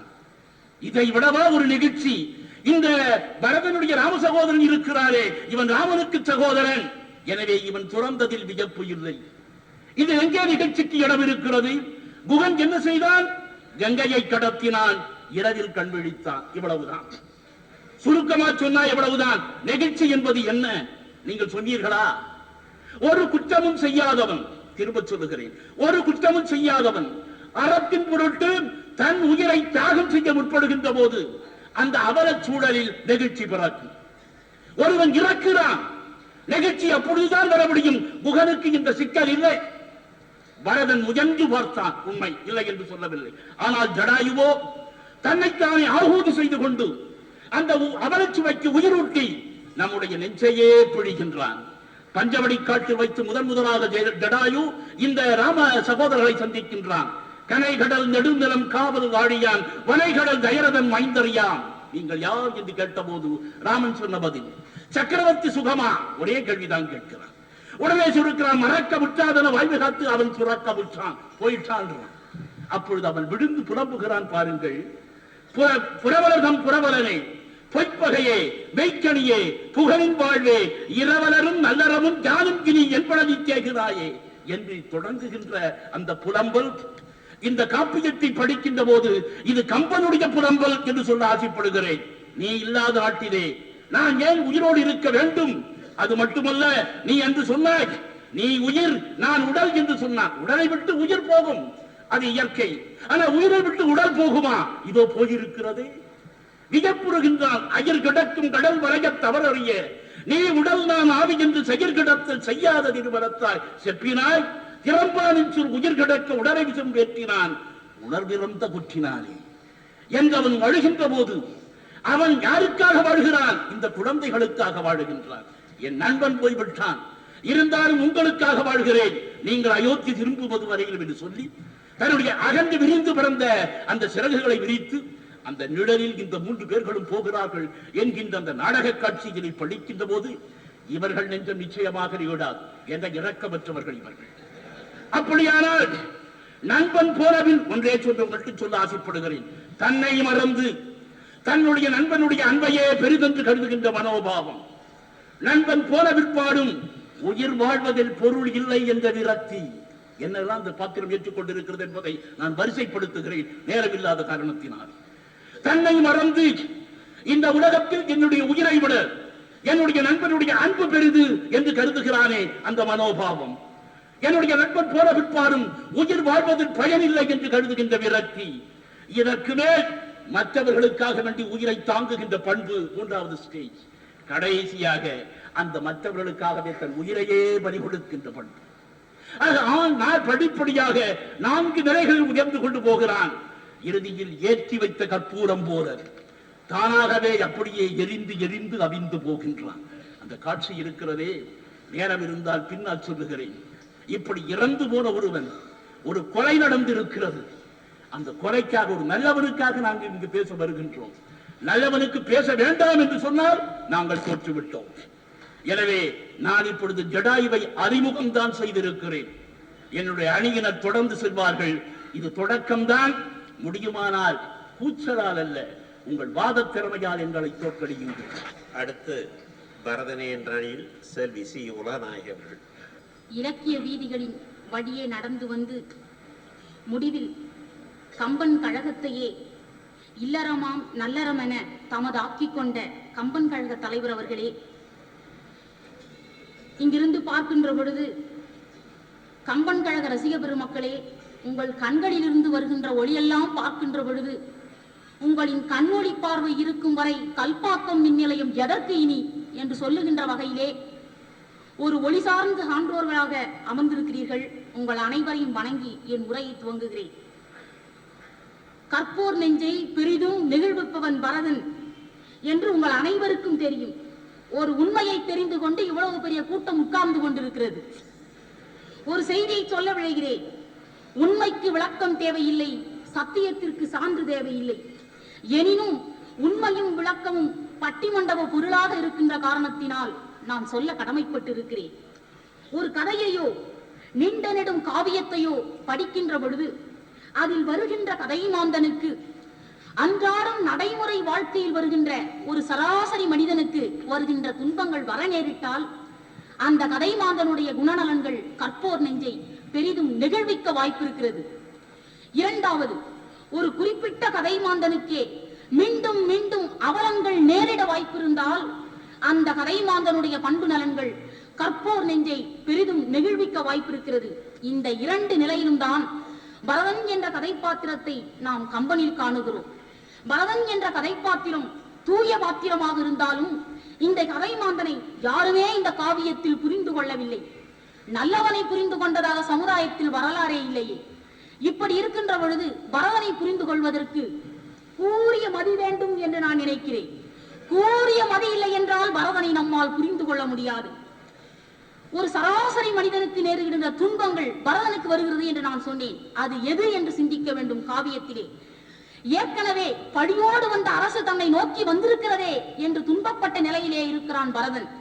இந்த சூழ்நிலையிலே தந்தை தசரதன், தாய் கைகேயி, ராமன் தாய் கோசலை, குலகுரு வசிட்டன், வேட்டுவர் தலைவன் குகன் போன்ற அனைவரும் புண்பட்ட ஒரு வெந்து போன இதயத்திலே மீண்டும் மீண்டும் வேல் கொண்டு தாக்குவது போல் ஒரு துன்பமான ஒரு நிலையை தாக்கிக் கொண்டு வருகிறார்கள். குகன் கட்சி தலைவர் பேராசிரியர் அற்புதமாக சொன்னார்.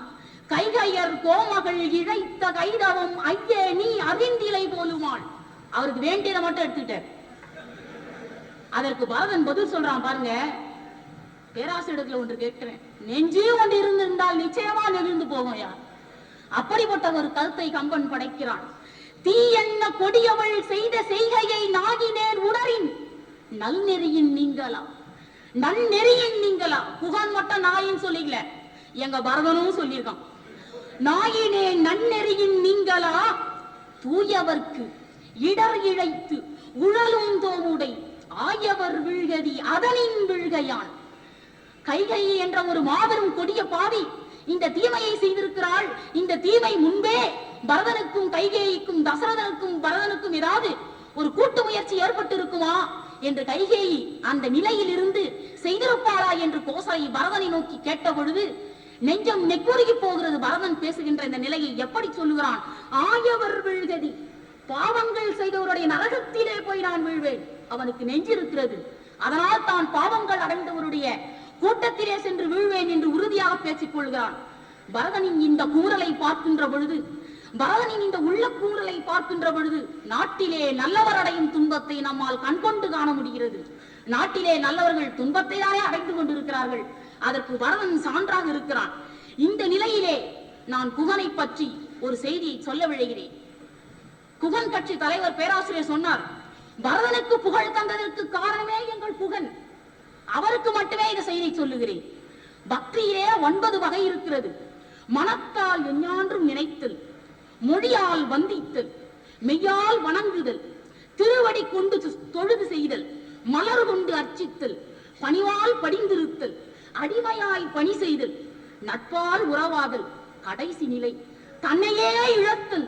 இன்வால்மெண்ட் ஆஃப் த கேரக்டர் என்று ஆங்கிலத்தில் சொல்லுவார்கள். தன்னையே இழத்தல். இந்த 9 வகையான பண்புகளையும் பரதன் கொண்டிருந்தான். ஆனால் இந்த 9 வகையான பண்புகளிலும் அடிமையாய் பணி செய்தல் ஒன்றைத்தான் ஐயா உங்கள் குகன் கொண்டிருந்தான். ஆகவே இந்த நிலையை யோசித்து பார்க்கின்ற பொழுது ஒரு சிந்தனை நெஞ்சிலே தோன்றுகிறது. இந்த நிலையிலே சடாயு பற்றி ஒன்று நான் சொல்லுகிறேன். சடாயு கட்சி தலைவர் அற்புதமாக சொன்னார். அவரே ஒத்துக்கொண்டார். அதாவது ராமாயண காதம் என்ற ஒரு நீண்ட நெடும் பதையிலே எத்தனையோ கொலைகள் நடந்தது. அதில் சடாயுக்கு வந்தது ஒரு கொலை. அவரே சொன்னார், சடாயு வந்த இறப்பு ஒரு கொலை என்று ஒத்துக்கொண்டார். இந்த ஒரு கொலை சம்பவத்தை போய் நெகிழ்ந்து போய்விட்டோம் என்று யோசித்து பார்த்தால் யுத்த காண்டத்தில் எத்தனை பேர் இறந்தார்கள். அதற்கெல்லாம் நம் உள்ளம் நெகிழ்ந்து போய்விடும் அல்லவா? அதற்கெல்லாம் உள்ளம் நெகிழ்ந்து போயிருக்க வேண்டும். ஆனால் என்ன சிந்தனை இந்த இடத்தில் ஏற்றுக்கொள்ள வேண்டும்? எப்படி சடாயு கதாபாத்திரம் உள்ளத்தை நெகிழ்விக்கிறது என்பதுதான் இங்கு கேள்வி. அந்த கேள்வியிலே ஒரு சிந்தனையை சடாயு கட்சி தலைவர்களுக்கு சொல்ல ஆசைப்படுகிறேன். என்ன சிந்தனையை யோசித்து பார்க்கிறான் சடாயு? ராம லக்குவணர்களுக்கு 2 கதாபாத்திரங்களுக்கு சீதையை ராவணன் எடுத்துக்கொண்டு போய்விட்டான் என்ற செய்தியை சொல்லுவதற்காக கம்பனால் படைக்கப்பட்ட ஒரு சிறு துணை பாத்திரம் சடாயு. இந்த செய்தியை சடாயு சொல்லியே ஆக வேண்டும். அப்பொழுதுதான் ராவனுக்கு சீதை எங்கு போகப்பட்டால் என்ற செய்தி தெரியப்படும். இந்த செய்தி தெரிவதற்காக சடாயுவை இந்த இடத்திலே படைத்திருக்கிறான் கம்பன். ஆனால் ராவணனுக்கு உயிர் தியாகம் என்று சொன்னார்கள் சடாயுவை. பறவைக்கு நன்றாக தெரியும், 10 தலை கொண்ட ராவணனிடத்தில் போராடினால் நிச்சயமாக இறந்து போய் விடுவோம். இறந்து போவோம் என்று தெரிந்து பறவை போராடி இருக்கிறது. அதனால் அது உயிர் தியாகம், ஏற்றுக்கொள்ளலாம். ஆனால் உயிர் தியாகம் செய்திருந்த பறவை இதோடு நிறுத்தி இருந்தால் அது உயிர் தியாகமாக இருந்திருக்கும். இடையிலே தான் இறந்து போகின்ற அந்த சடாயு என்ற பறவை இறந்து போகின்ற வேளையிலே ராமனிடத்திலே ஒரு வசனம் பேசுகின்றது. இந்த வசனத்தை பேசாமல் இருந்திருந்தால் உங்கள் சடாயு உயிர் தியாகம். இந்த வசனத்தை அது பேசிவிட்டு போகிறது. அதனால் எங்கள் பரதனுக்கு பெருமை வருகிறது. அதனால் உங்கள் சடாயுக்கு நாங்கள் நன்றி சொல்ல கடமைப்பட்டு இருக்கிறோம். என்ன சிந்தனை தெரியுமா? இறக்கின்ற பொழுது ராமனிடத்திலே சடாயு பேசுகிறது. ராமனே, நான் தசரதனை நன்கு அறிந்தவன். தசரதன் எப்படி நான் அறிந்திருக்கிறேன் தெரியுமா? உங்கள் இருவருக்கும் நான் பெரியப்பன் உறவு முறையன் என்ற செய்தியை சொல்லிவிட்டு இறந்து போய்விடுகிறது. திரைப்படத்தில் எல்லாம் நீங்கள் பார்க்கலாம். கடைசி நேரத்திலே தந்தை இறக்கும் போது மகனை கூப்பிட்டு ஒரே ஒரு செய்தி சொல்வதற்குள் உயிர் போய்விடும். அதுபோல் இந்த இடத்தில் சடாயு சொல்லுகிறது காட்சி, நான் உங்களுக்கு பெரியப்பன் உறவு முறையினன். உறவு முறையை சொல்லாமல் இறந்திருக்குமே ஆனால் அது உயிர் தியாகம். இதை சொல்லிவிட்டு இறக்கின்ற பொழுதுனால் ஆகவே தசரதனுக்கு வராத ஒரு நிலை தனக்கு வர வேண்டும், ராமன் கையால் தனக்கு ஈமச்சடங்கு செய்ய வேண்டும் என்ற தன்னலம் சடாயுக்கு இருக்கிறது. ஒரு தன்னலவாதி சடாயு, ஒரு சடாயு ஒரு தன்னலவாதி. அந்த தன்னலவாதிக்காக இங்க மனம் நெகிழ்ந்து போகும். மனம் இருந்தால் அது நெகிழும். எப்படி நெகிழும்? காரணம் காரியம் கருதி இடத்திற்கு ஏற்ப நெகிழணும். அதுதான் என் மனம். அப்படி இருக்க வேண்டும் மனம். அந்த வகையிலே சடாயு செய்து உயிர் தியாகம் அல்ல. அதனால் கம்பனே ஒத்துக்கொள்கிறான். தன்னுயிர் புகழுக்கு விற்றோன் என்று சொல்லுகிறான். உயிர் தியாகம் இருந்தால் தன்னுயிர் புகழுக்கு தந்தோன் கொடுத்தோன் என்று சொல்லியிருப்பான். விற்ற காரணத்தினால் விற்று விட்டான் என்று சொல்லிவிட்டான். ஆகவே எங்கள் பரதனுக்கு பெருமை வந்ததற்கு புகழும் ஒரு 50% துணை செய்திருக்கிறான். இன்னொரு 50 விழுக்காடு சடாயும் துணை செய்திருக்கிறான் என்று சொல்லி அரும்பெரும் வாய்ப்பினை எனக்கு நல்கிய கம்பன் கழகத்தாருக்கு என் நெஞ்சினுக்கும் நன்றியினை கொஞ்சி தமிழ் கூறி விடைபெறுகிறேன். நன்றி. குகனே என்ற அணியில் திருமதி சாரதா நம்பியார் அவர்கள். பேரன்பிற்கும் பெருமதிப்பிற்கும் உரிய பட்டி மண்டப நடுவர் அவர்களே, மிகச் சிறப்பான முறையில் 3 ஒப்பற்ற பாத்திரங்களுக்காக வாதிட்டுக் கொண்டிருக்கின்ற பேராசிரியர் பெருமக்களே, சான்றோர்களே, அனைவருக்கும் முதற்கண் என்னுடைய வணக்கங்கள். காலை நிகழ்ச்சி முடிந்த பிறகு மாலையில் ஒருவர் வரவில்லை என்ற காரணத்திற்காக குகனுக்காக நீங்கள் பேச வேண்டும் என்று கேட்ட பொழுது, முருகனையே குலதெய்வமாக கொண்ட நான் குகனுக்காக பேச மறுப்பதற்கு மனமில்லாமல் சரி என்று சொன்னது உண்மை. இப்பொழுது நிகழ்ச்சிகள் போகின்ற வேகத்தை பார்த்தால் நல்ல வேளை நான் பிழைத்துக் கொண்டேன். ஒப்புக்கொண்டது நல்லதாயிற்று.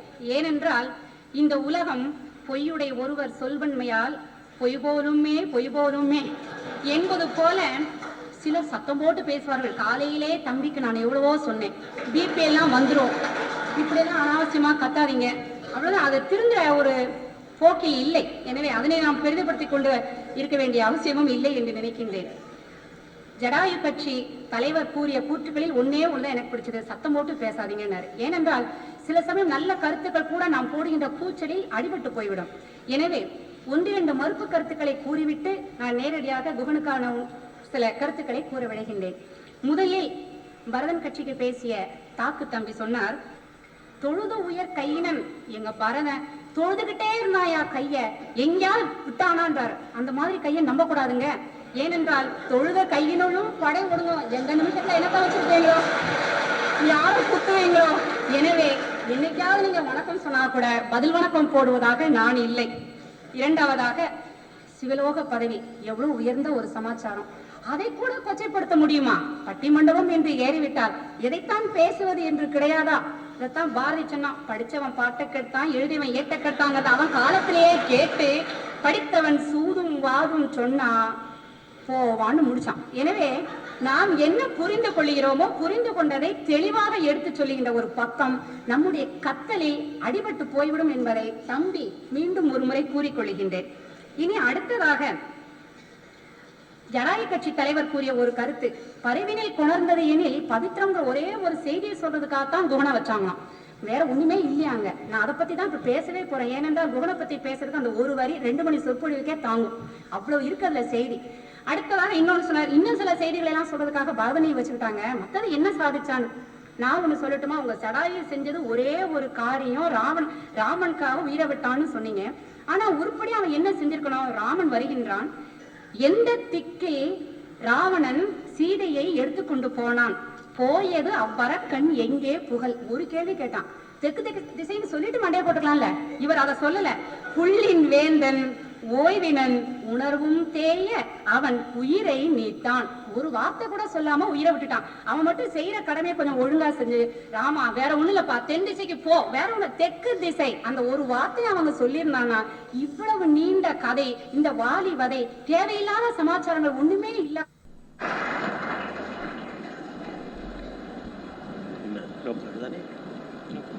அன்பர்களே, இனி நோக்கர்கள் தங்களுடைய தீர்ப்பை வழங்க வேண்டும். அதற்கு வேண்டிய ஏற்பாடுகள் செய்யப்படுகின்றன.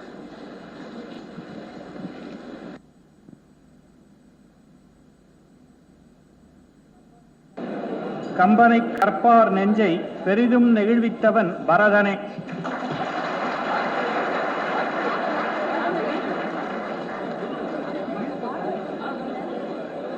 பரதனே என்று 22 பேர் வாக்களித்திருக்கின்றார்கள். குகனே என்று 18 பேர் வாக்களித்திருக்கின்றார்கள். ஜடாயுவே என்று 6 பேர் வாக்களித்திருக்கின்றார்கள். 3 பேர் வாக்களிக்கவில்லை.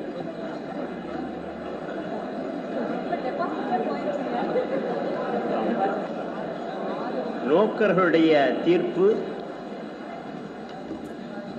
கம்பனை கற்போர் நெஞ்சை பெரிதும் நெகிழ்விப்பவன் பரதனே என்பது. இந்த தீர்ப்பினால் பாதிக்கப்பட்டவர்கள் குகனே ஜடாயுவே என்று 2 கட்சியினர்.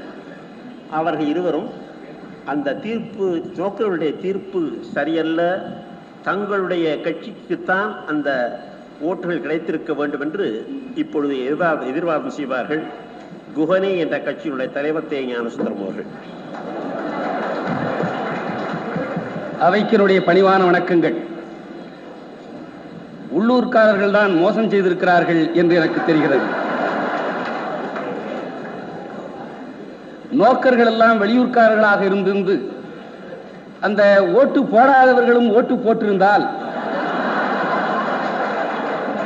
நிச்சயமாக குகன் வெற்றி பெற்றிருப்பான் என்றும் பரதன் ஜடாயுவுக்கு தோழனாக ஆகியிருப்பான் என்றும் நான் தெளிவாக நம்புகிறேன். நடுவர் அவர்களே, ஒருவேளை இந்த நோக்கர்கள் எல்லாம் நடுவர்களே என்று நான் கூப்பிடுவதனால் சொல்லுகிறேன், நீதிக்கும் நியாயத்துக்கும் உள்ளூர்காரர்கள் வெளியூர்காரர்கள் என்ற வேறுபாடே கிடையாது. நடுவர் அவர்களே, நீதிக்கு நியாயத்துக்கு வித்தியாசம் இல்லை. நடுவர் அவர்களே, இங்க முறையிடுகிற எனக்கும் உள்ளூர்காரர்களுக்கும் வெளியூர்காரர்களுக்கும் வித்தியாசம் உண்டு அல்லவா? நடுவர் அவர்களே, ஒரே ஒரு செய்தியை மாத்திரம் சொல்லுகிறேன். கொஞ்சம் இந்த பரதன் அணிக்காரர்கள் இதை எண்ணி பார்த்திருக்க வேண்டும். பதவி இல்லாமல் ராமனுக்கு போயதற்கு காரணம் நேரடியாகவோ மறைமுகமாகவோ பரதனால் பதவி இழந்து வந்த ராமனுக்கு பதவியை தந்து ஒரு அரசனாக்கிய பெருமை குகனுக்குத்தான் உண்டு. அயோத்திக்கு ராமன் தலைவனாக ஆவதற்கு முன்னேயே குகனுடைய சிருங்கி பேரத்திற்கு தலைவனான பெருமை ராமனுக்குத்தான் உண்டு. ராமாயணத்தை எழுத்தண்ணி படித்தவர்கள் நீங்கள், அதனால்தான் உங்களிடத்திலே இதை சமர்ப்பிக்கிறேன். குகன் நானும் ராமனோடு வருகிறேன் என்கிறான். அப்பொழுது குகனை பார்த்து ராமன் சொல்லுகிறான், குகனே, அயோத்தியை காப்பதற்கு பரதன் இருக்கிறான், ஆனால் என்னுடைய கிளையாக இருக்கிற சிருங்கி பேரத்து மக்களை காப்பதற்கு யார் இருக்கிறார்கள்? நான் ஆணையிடுகிறேன், என்னுடைய சார்பாக சிருங்கி பேரத்தில் நீ இருந்து என்னுடைய மக்களை காப்பாற்று என்கிறானே. சிருங்கி பேரத்தில் இருந்த மக்கள் அனைவரையும் ராமனுடைய குடிகளாக ஆக்கி சிருங்கி பேரத்திற்கு தலைவனாக இருந்த பொறுப்பை யாரும் கேட்கலாமலேயே ராமனுக்கு கொடுத்த பெரும் சிறப்பு குகனுக்குத்தான் உண்டு. அங்கு உள கிளை காவற்கு அமைதியின் உளன் உம்பி. உன் தம்பி பரதன் அயோத்தி மக்களை காப்பதற்கு இருக்கிறான். எங்க அப்பா வாங்கி கொடுத்த பதவி அது. இங்குள கிளை காவற்கு யார் உளர் உரை செய்யாய். உன் கிளை எனது அன்றோ, உன்னுடைய கிளை எனது அன்றோ, ஒரு துயர் உழலாமோ, நீ இவ்வளவு வருத்தப்படலாமா? என் கிளை, யாருடைய கிளை இது? என் கிளை இது, இதை நீ காக்க வேண்டும். என் ஏவலின் இனிது என்றான். It is my order, it is my command. நான் சொல்லுகிறேன், நீ சிருங்கி பேரத்திற்கு தலைவனாக இருந்து ஆட்சி செய் என்றால் சிருங்கி பேரத்தின் பொறுப்பை கூட, சிருங்கி பேரத்தை ஆளுகின்ற பதவியை கூட, பதவியை இழந்து வந்த ராமன் காலடிகள் வைத்தானே. பதவிக்கு ஆசைப்படுகிற இந்த நாட்டில், பதவிக்காக தந்தையையே கொலை செய்கிற இந்த நாட்டில், பதவிக்காக அண்ணன் தம்பிகள் அடித்துக் கொள்ளுகிற இந்த நாட்டில், பதவியை இழந்து வந்த ஒருவனை தன்னுடைய சகோதரனாக நினைத்து அந்த பதவியை அவன் காலடியில் வைத்தானே குகன். பதவி இழந்து வந்த ராமனுக்கு ஒரு பதவியை தந்து உயர்ந்தானே, இது அல்லவா நம்முடைய உள்ளத்தை நெகிழிக்கிறது. உயிரை கொடுப்பதை காட்டிலும், ஓயாமல் அழுது கொண்டே இருப்பதை காட்டிலும் நன்றியையும் பதிகளை ஒருவேளை அழுகையை கண்டு இறங்கி விட்டீர்கள் போலிருக்கிறது. அழுதால் உன்னை பெறலாமே என்ற மாணிக்க வாசகர் கேட்டது இவர்களை பார்த்துதான் போலிருக்கிறது. இந்த நுட்பத்தை திருநீறு பூசிக்கொண்டிருக்கக்கூடிய என்னுடைய அருமை நண்பர் தாக்கு அவர்கள் தெரிந்து கொண்டு அழுது அழுதே வெற்றி பெற்றிருக்கிறார். ஆனால் எங்கள் குகன் எப்படி இருந்திருக்கிறான் கொஞ்சம் எண்ணி பாருங்கள். வந்த பதவியை கூட, தன்னுடைய பதவியை இழந்து வைத்த ராமனுக்கு கொடுத்தானே, இதுதான் நம்முடைய உள்ளத்தை நெகிழ வைக்கக்கூடிய ஒரு செயல். இந்த பதவி விவகாரம் சென்னை மக்களுக்கு புரியாததுனாலதான், ஒரு 4 பேருக்கு புரியாததால்தான் இப்படி ஏற்பட்டிருக்கிறது. நல்லவர்கள் பதவி இழப்பதே 4 பேரால தானே தவிர சொந்த பேரால இல்ல. அவர்களும் திருந்துவார்கள். நடுவர் அவர்களே, உங்கள் பேச்சினால் அவர்கள் திருந்தி ஒட்டுமொத்தமாக எங்கள் குகனைத்தான் ஆதரிக்கப் போகிறார்கள் என்று எனக்கு தெரியும். என்றால் தாயினும் நல்லான் என்று பட்டிமண்டபத்திற்கு விலகி நின்று புத்தகம் எழுதி குகனுடைய பெருமையை நீங்கள் விளக்கி இருக்கிறீர்கள். உங்களை தவிர வேறு யாரால் அப்படி விளக்க முடியும்? இது குகனை அவர்கள் தேர்ந்தெடுக்காது இருக்கட்டும், குகனை உங்களுக்காகவாயும் அவர்கள் மதித்திருக்க வேண்டும். ஆனால் அவர்கள் மதிப்பார்கள். ஞானசுந்தரம், அதிகமாக நீங்க நடுவரை பத்தி பேச பேச உங்கள் பக்கத்துல நியாயம் இருந்தால் கூட சொன்னா அதை சந்தேகப்படுவாங்க. நடுவர் அவர்களே, அப்படியானால் நான் உங்களை அதிகமாக சொல்லக்கூடாதுதான். ஆனால் என்ன செய்வது? நீங்கள் ஜடாயுவை பற்றி புத்தகம் எழுதவில்லையே, பரதனை பற்றி எழுதவில்லையே. நீங்கள் ஜடாயுவை பற்றி எழுதியிருந்தால் நான் அதை சொல்லாமல் விட்டிருப்பேன். பரதனை பற்றி நீங்கள் எழுதியிருந்தால் நான் அதை பற்றி கவலைப்பட்டிருக்க மாட்டேன். ஆனால் நீங்கள் குகனைத்தானே பட்டிமண்டபத்திற்கு வெளியே இருந்து எழுதியிருக்கிறீர்கள். ஆக உங்கள் இதயத்தில் குகன் இருப்பதால் நிச்சயமாக இந்த மக்களையும் நீங்கள் ஏற்கனவே சொல்லி இருக்கிற கருத்தை எடுத்து விளக்கி சொல்லி திருத்துவீர்கள் என்றும் நாங்கள் சொன்னா திருந்த மாட்டார்கள். நாங்கள் தான் சின்னவர்கள், வயசுல மூந்த நீங்க தான் இவர்களை திருத்தணும். அந்த தகுதி சிறப்பு எல்லாம் உங்களிடத்தில் தான் இருக்குது. பதவியை கொடுத்தவன் குகன், அதான் என்னுடைய வாதம். பதவியை, தன்னுடைய பதவியை கொடுத்தவன் குகன். இந்த மாதிரி தன்னுடைய பதவியை கொடுத்தவன் பரதனல்லன், தன்னுடைய உயிரை கொடுத்தவன் ஜடாயு. தன்னுடைய பெயரை தக்க வைத்துக் கொள்வதற்கு என்று சொல்லி வாய்ப்புக்கு நன்றி தெரிவித்து அமைகிறேன். வணக்கம். நன்றி.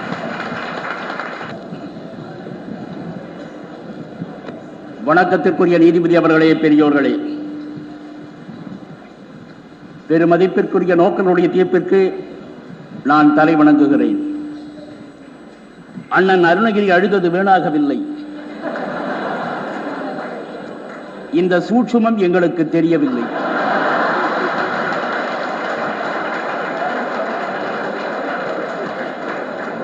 செயலாளர் பழனியப்பன் எனக்கு எழுதுகின்ற போது, இங்கு ஒரு பட்டிமண்டபம் நடக்கிறது, நீங்கள் ஒரு அணிக்கு தலைமை வகிக்க வேண்டும் என்றுதான் கேட்டார்கள். இங்கு வந்த பிறகுதான் ஒரு நாடக ட்ரூப்பே வந்திருக்கிறது என்று தெரிந்தது.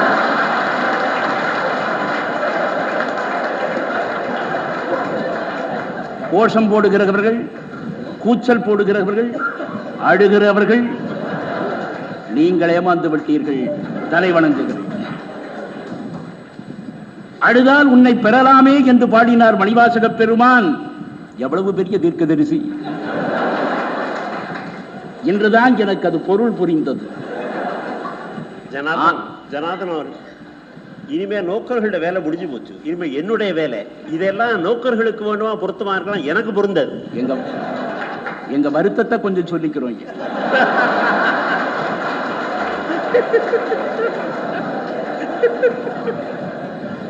சில செய்திகள். ஜடாயு ராமகாதையில் வந்து போகின்ற ஒரு பாத்திரம் அல்ல. சீதையை எடுத்துச் சென்றவன் எவன் என்பதை ராமனுக்கு தெளிவாக எடுத்துச் சொன்ன ஒரு பாத்திரம். வடுக்கண்வார் குந்தலாளை ராவணன் மண்ணோடு எடுத்தனன் என்கின்ற ஒரு செய்தி இந்த காப்பியத்திற்கு மிக மிக தேவையான செய்தி. எங்களுடைய கட்சிக்காரன் தான் அதை செய்தான். இது ஒன்று. இரண்டாவதாக, ராவணன் என்று சொல்லப்படுகிறவன் இந்த காப்பியத்தினுடைய தன்னேர் இல்லாத மற்றொரு தலைவன். இந்த ராவணனுடைய ஆற்றல்கள் எத்தகையது என்பது ராமனுக்கு தெரியாது. இவன் மிகச்சிறந்த வீரன் ராவணன் என்பதை இவனை கொன்றதன் மூலமாக ராமன் உணர முடிந்தது. எனவே ராமன் உணர்வதற்கு, ராமனுடைய ஆற்றலை உணர்வதற்கு எங்களுடைய ஜடாயுனுடைய இறப்பு ஒரு காரணமாக அமைந்தது. இது 2. மூன்றாவதாக, இந்த ஜடாயுவினால் தான் ராமலக்குவர் தன் தாய் தந்தையரை பற்றிய அரிய செய்திகளையே தெரிந்து கொள்ளுகிறார்கள். ஜடாயுதான் அதை சொல்லுகிறார். அது மட்டுமல்ல, தயரதனுடைய நண்பன் எத்தகைய செயலை புரிந்தவன், தன்னுடைய தந்தை எத்தகைய ஆச்சரியத்தை புரிந்தவன் என்பதையெல்லாம் சொல்லுவதற்கு காப்பியத்தில் இந்த பாத்திரம்தான் காரணமாக இருக்கிறது. இது 3. நான்காவதாக, தயரதகன் வானுலகம் அடைந்ததால் ஈமை கடன் செய்கின்ற வாய்ப்பை ராமன் இழக்கிறான். அவ்வாறு இழந்த வாய்ப்பினை குறையை தீர்ப்பதற்காக வேண்டித்தான் இந்த ஜடாயு பிறந்தானோ என்று தோன்றுகின்ற அளவிற்கு இந்த பாத்திரம் செயல்படுகிறது. ராமகாதை இவ்வாறு பல வகையிலும் துணை நிற்பதற்காக பிரிக்க முடியாமல் இருந்த இந்த பாத்திரம் தன்னுடைய நண்பனுடைய குழந்தைகளுக்காக வேண்டி தன்னுடைய உயிரையே கொடுத்துவிட்டு உயர்கிறது. ஏன் இதையெல்லாம் சொல்லுகிறேன் என்றால், இந்த பாத்திரம் மற்ற பாத்திரங்களில் நின்று எவ்வாறு காப்பியத்திற்கு துணை நிற்கிறது என்பதை சொல்லுவதற்காக வேண்டித்தான். பாரத போரிலே முதலாக ஒருவன் பலியாகிறான், அரவான். அவனை பலி கொடுத்து விட்டுத்தான் போர் தொடங்குகிறது. அதை போல இந்த போரிலே ராமனுடைய அணியிலே முதலாக இவன் பலியாகிறான். பாரத போரில் அரவான் பலியானது போல இந்த நிரபராதி அந்த குழந்தைகளை நேசித்த ஒரே காரணத்திற்காக பலியாகுகின்றான். வள்ளுவர் சொல்லுவாரே, இழப்பெறும் காதலிக்கும் சூதேபோல் துன்பம் உழப்பெறும் காதற்றுயிர் என்று. 90 வயசானாலும் சாக இஷ்டப்பட மாட்டான். ஆனா அந்த உயிரை கொடுக்கிறான் பாருங்கள். எனவே இது சிறந்தது, எனவே இது தெய்வ மரணம் ஆயிற்று. சரணம் எனக்கு யார்கள் என்று ஜானகி கேட்டபோது நான் உனக்கு அரண் என்று சொன்னவன். அப்படி யாருமே சொன்னதில்லை. ஆபத்திலே அவன் காப்பாற்றி இருக்கிறான். பல இடத்தை ராமன் இதை நினைவுபடுத்துகிறான். காப்பியத்தில் ஒரு இடத்தில் சொல்லி முடிக்கிறேன். சேதுவின் கரை வீடனை ஏற்றுக்கொள்ளக் கூடாது என்று எல்லோரும் சொல்லுகிறார்கள். அப்பொழுது ராமன் என்ன கூறினான், இதை நான் சொல்லிவிட்டு முடிக்கிறேன். சரண் எனக்கு யார்கள் என்று ஜானகி அழுது சாம்ப, அரண் உனக்கு ஆவன் வஞ்சி அஞ்சல் என்று அருளிஞ்செய்தி, முரண் உடை கொடியோன் கொல்ல முய்யமர் முடித்து தெய்வ மரணம் என் தாதை பெற்றது எவ்வகையில் வழக்கன்றாவோ என்று காப்பியம் முழுவதிலும் இந்த பாத்திரத்தை நினைத்துக் கொண்டே போகிறான் ராமன். அவனுக்கு இருந்த அந்த ஈரம் கூட நமக்கு இல்லாமல் போய்விட்டதே என்பது எங்களுடைய வருத்தம். திரேதாயுகத்தில் ஜடாயுவிற்கு ஒரே எதிரிதான் ராவணன். கலியுகத்தில் 6 எதிரிகள். இந்த நாட்டில் மழை பெய்யாது.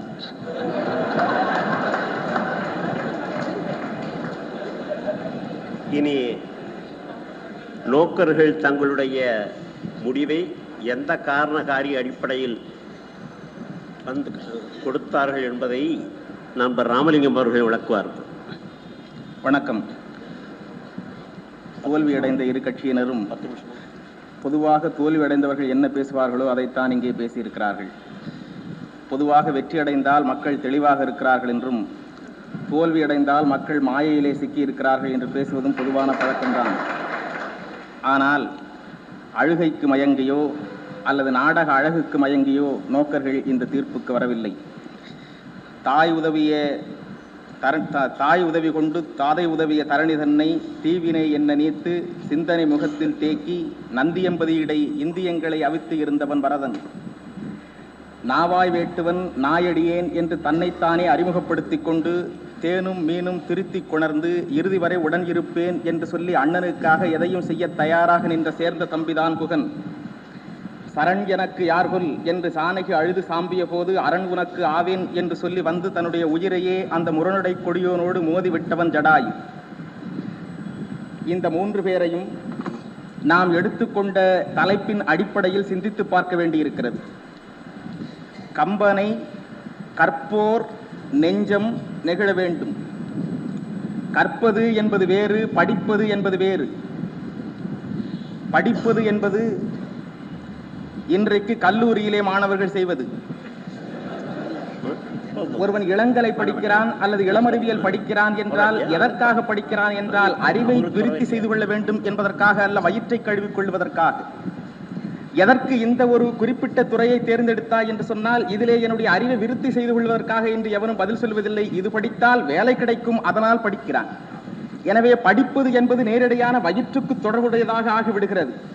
ஆனால் கற்பது என்பது நேரடியான அறிவுக்கு தொடர்புடைய ஒன்று, அறிவை விருத்தி செய்து கொள்வதற்காக. அதைத்தான் வள்ளுவ பேராசான் எழுதினான், கற்க கசடு அற கற்பவை கற்க என்று. எனவே கம்பனை கற்க வேண்டும். அடுத்து நெஞ்சம் நெகிழ வேண்டும். நெகிழ்தல் என்பது உணர்ச்சியின் பார்ப்பட்ட ஒன்று, கற்பது என்பது அறிவின் பார்ப்பட்ட ஒன்று. அறிவின் பார்ப்பட்ட செயலை செய்து கொண்டிருக்கிற போது அந்த அறிவு பின்னுக்கு தள்ளப்பட்டு உணர்ச்சியினால் எவன் நமக்கு நெகிழ்ச்சியை உண்டாக்குகிறான் என்பதுதான் இங்கே நாங்கள் வைத்துக் கொண்டு பார்த்த பார்வை. எனவே நெகிழ்ச்சி என்பது உணர்ச்சி வசப்படக்கூடிய ஒரு செயலாக இருக்க, கற்பது என்பது அறிவின் வயப்பட்ட செயலாக இருக்க, இந்த மூன்று பாத்திரங்களையும் இந்த இரண்டு அடிப்படையிலே வைத்து பார்க்கிறோம். நின்னை இங்கனம் பார்த்த கண்ணை ஈர்கிலா கள்வன் நான் என்று சொல்லி, உனக்கு என்ன குறை? இங்கே தேன் இருக்கிறது, திணை இருக்கிறது, நீயும் தேவியும் ஆட புனல் இருக்கிறது, நாயேன் துணை இருக்கிறது என்று சொல்லி உடன் இருப்பேன் என்று சொல்லி குகன் நெகிழ்ந்து சொன்னான். உண்மைதான். பரதன் ஒருவேளை கோபமாக வருகிறானோ என்று நினைத்து தோழமை என்று அவர் சொல்லிய சொல் ஒரு சொல்லன்றோ என்று உணர்ச்சி வசப்பட்டு ராமனுக்காக எதையும் செய்ய தயாராக இருந்தவன் தான். இறுதியில் எப்படி இருக்கிறாய் என்று குகன் ராமனை பார்த்து கேட்டு, நீயும் உன்னுடைய வீட்டிலே பிள்ளைகளும் மகனும் நன்றாக இருக்கிறார்களா என்று கேட்டபோது கூட, உன்னுடைய அருள் எனக்கு இருக்கிறது, எனக்கு என்னுடைய மனைவியும் மக்களும் பெரிது அல்ல, நீதான் பெரிது. ஆனால் இலக்குவன் உன்னுடன் வந்து செய்தானே ஒரு சேவை, அப்படிப்பட்ட சேவையை செய்ய எனக்கு வாய்ப்பு இல்லையே என்று அழுதவன் குகன். எனவே குகனை படிக்கிற போது எல்லா திறமைகளும் சூழ்நிலைகளும் இருந்தாலும் கூட அவனே சொன்னதைப் போல வாய்ப்பு அவனுக்கு அவ்வளவாக இல்லாத காரணத்தினாலேயே நெகிழ வைக்கக்கூடிய வாய்ப்பு அவனுக்கு இல்லாமல் போயிருக்கிறது. குகனுடைய செய்கைகள் எல்லாம் நமக்கு அவனை இப்படி ஒரு தம்பி சேர முடியுமா என்று புகழ வைக்கின்றனவே தவிர நம்மை நெகிழ வைக்க முடியவில்லை. ஜடாயுவை பொறுத்தவரையில் தான் ஒருவேளை இறந்து படுவோம் என்று தெரிந்தும் கூட வந்து காப்பாற்றுவதற்காக வருகிறான். மாமனார் செய்யக்கூடிய கடமை மருகுக்கு என்று அதை பார்க்க விரும்பவில்லை. காரணம், ஒருவேளை அதை கண்டுகொள்ளாதது போல கூட ஜடாயு போயிருக்கலாம், யாருக்கும் அது தெரியாமல் இருந்திருக்கும்.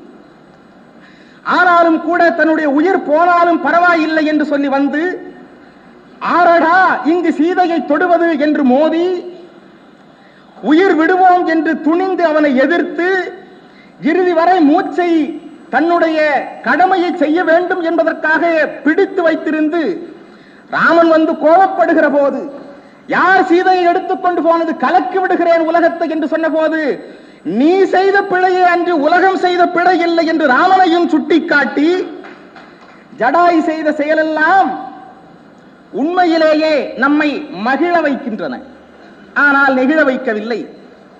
ராமனுடைய மனத்திலே ஜடாயுவனுடைய சிந்தனை தேங்கி இருக்கிறது. எனவேதான் வீடனன் வந்து சேருகிற போது கூட அடைக்கலம் என்று வந்தவரை சேர்த்துக் கொள்ள வேண்டுமே என்று சொல்லுகிற போது ஜடாயு சீதையை காப்பாற்றியதை அங்கேயும் நினைவு கூறுகிறான் ராமன். ஆனால் பரதனை வைத்து பார்க்கிற போது வருகிறான், தந்தை இறந்தான் என்கிற செய்தியை கேட்டு நடுங்குகிறான். அடுத்த செய்தி அண்ணன் கானகத்திற்கு போனான் என்கிற செய்தி, அதை கேட்டு துடிக்கிறான்.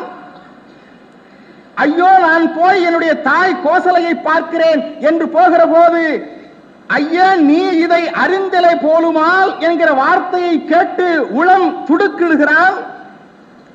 சரி என்ன செய்வது என்று தந்தைக்குரிய ஈமக்கடனை செய்யலாம் என்று போகிற போது கூட உனக்கு அந்த அருகதை இல்லை என்று சொல்லுகிற போது பண்ணு கொலை பதடி ஆயினேன் என்று சொல்லி அழுகிறான்.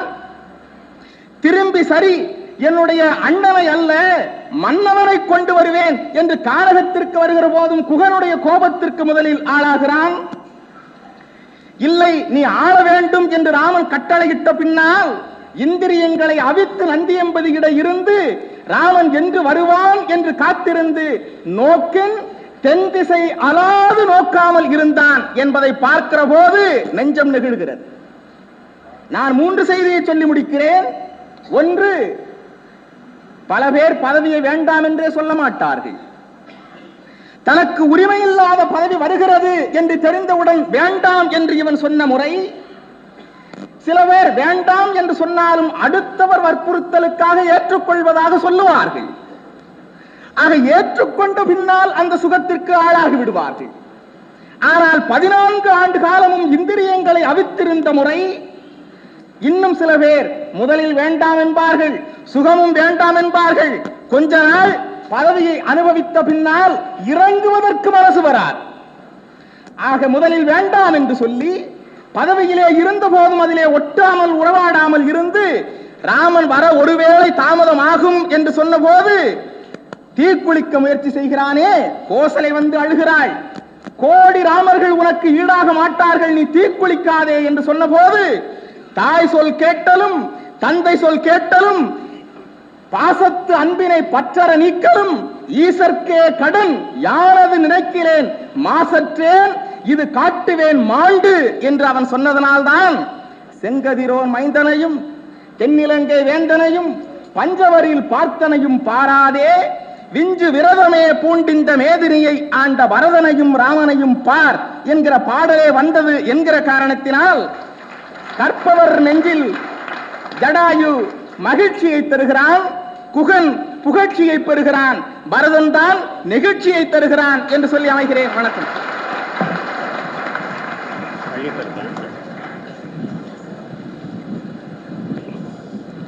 இப்பொழுது என்னுடைய சோதனை ஆரம்பமாகிறது.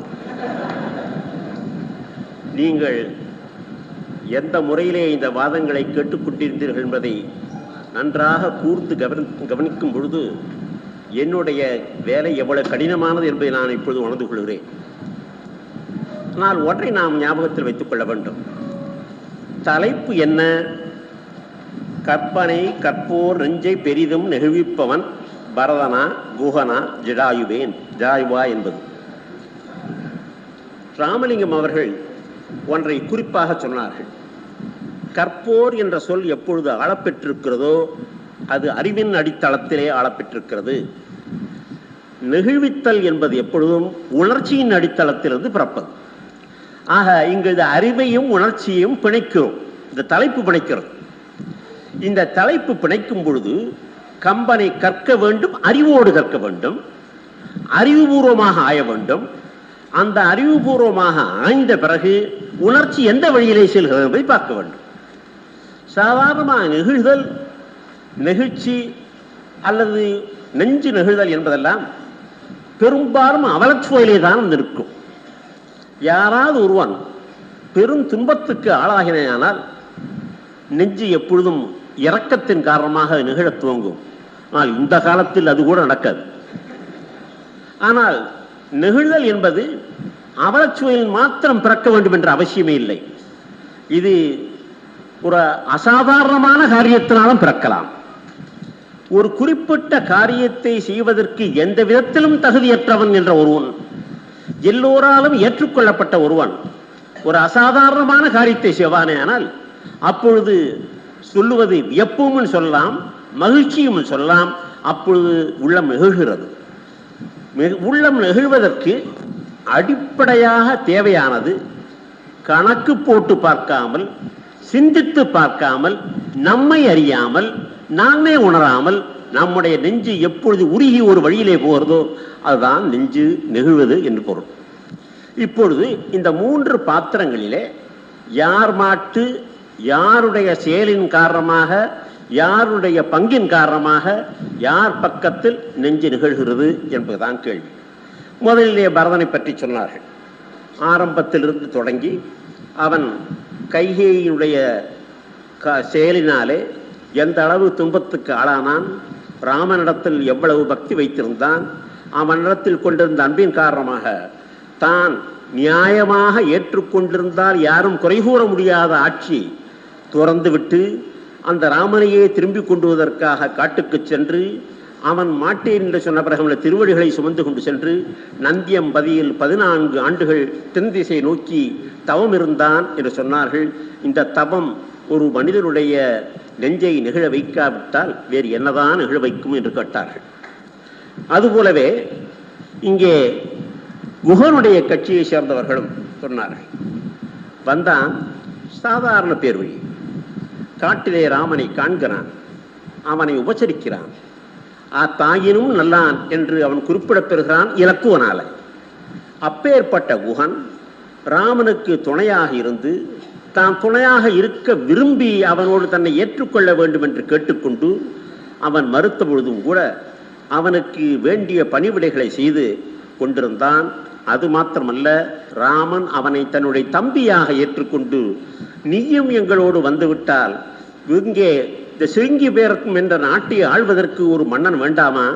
அங்கே அயோத்தியை ஆள்வதற்கு பரதன் இருக்கிறான், நானும் தென் திசை நோக்கி செல்கிறேன், நீயும் வந்துவிட்டால் சிருங்கி பேரத்துக்கு மன்னன் யாரும் இருக்க மாட்டான், நீ என்னுடைய பிரதிநிதியாக இருந்து என்னுடைய ஏவலன், இதை நீ ஆள் என்று சொல்லுகிறான் என்ற அளவுக்கு குஹன் தன் கற்றோருடைய நெஞ்சத்தை நெகிழ்விக்க செய்கிறான் என்று கூறினார்கள். அதே மாதிரி ஜடாயுவை வரும்பொழுது ஒரு பறவை, இந்த பறவை தன்னுடைய உயிருக்கு பங்கம் வரும் என்று தெரிந்திருந்தும் கூட ஜானகியை காப்பதற்காக தசக்ரீவனோடு போரிட்டு அவனுடைய சங்கரன் தந்த வாளால் கடைசினால் இறகுகள் சிறகடிக்கப்பட்டு விழுந்து மாய்ந்தது. அப்படி மாயும் பொழுதும் கூட அங்கே ராம இலக்குவர் வந்து அவருக்கு செய்தி தெரிவிக்கும் வரையிலே உயிரை பிடித்து கொண்டு இருந்து விட்டு பின்னர் தான் உயிரை விட்டது. இதைவிட மாபெரும் தியாகம் வேறு எதுவும் இருக்க முடியுமா? இந்த தியாகம் ஒருவருடைய நெஞ்சை நிகழ்க்க வைக்காவிட்டால் வேறு இதுதான் நிகழ்விக்கும் என்று கேட்டார்கள். இந்த கேள்விகளுக்கெல்லாம் பதில் சொல்வது கொஞ்சம் கஷ்டம், ரொம்ப கஷ்டம் என்று சொல்வேன். ஆனால் நான் சொல்லுகின்ற அளவிலே ஒன்றை சொல்ல விரும்புகின்றேன். இங்கே நெகிழ்விப்பது என்பது அவலத்திலிருந்து மாத்திரம் பிறக்க வேண்டும் என்பதில்லை. ஒரு மனிதன், நான் முன்னே சொன்ன மாதிரி, உத்தமன் ஒருவன், மாபெரும் உத்தமன், எல்லோராலும் ஏற்றுக்கொள்ளப்பட்டவன், அவனுக்கு களங்கம் என்பதே இல்லை, பளிங்கு போன்ற உள்ளத்தை உடையவன். அத்தகைய உத்தமன் மேல ஒரு பெரிய பழி சுமத்தப்படுகிறது.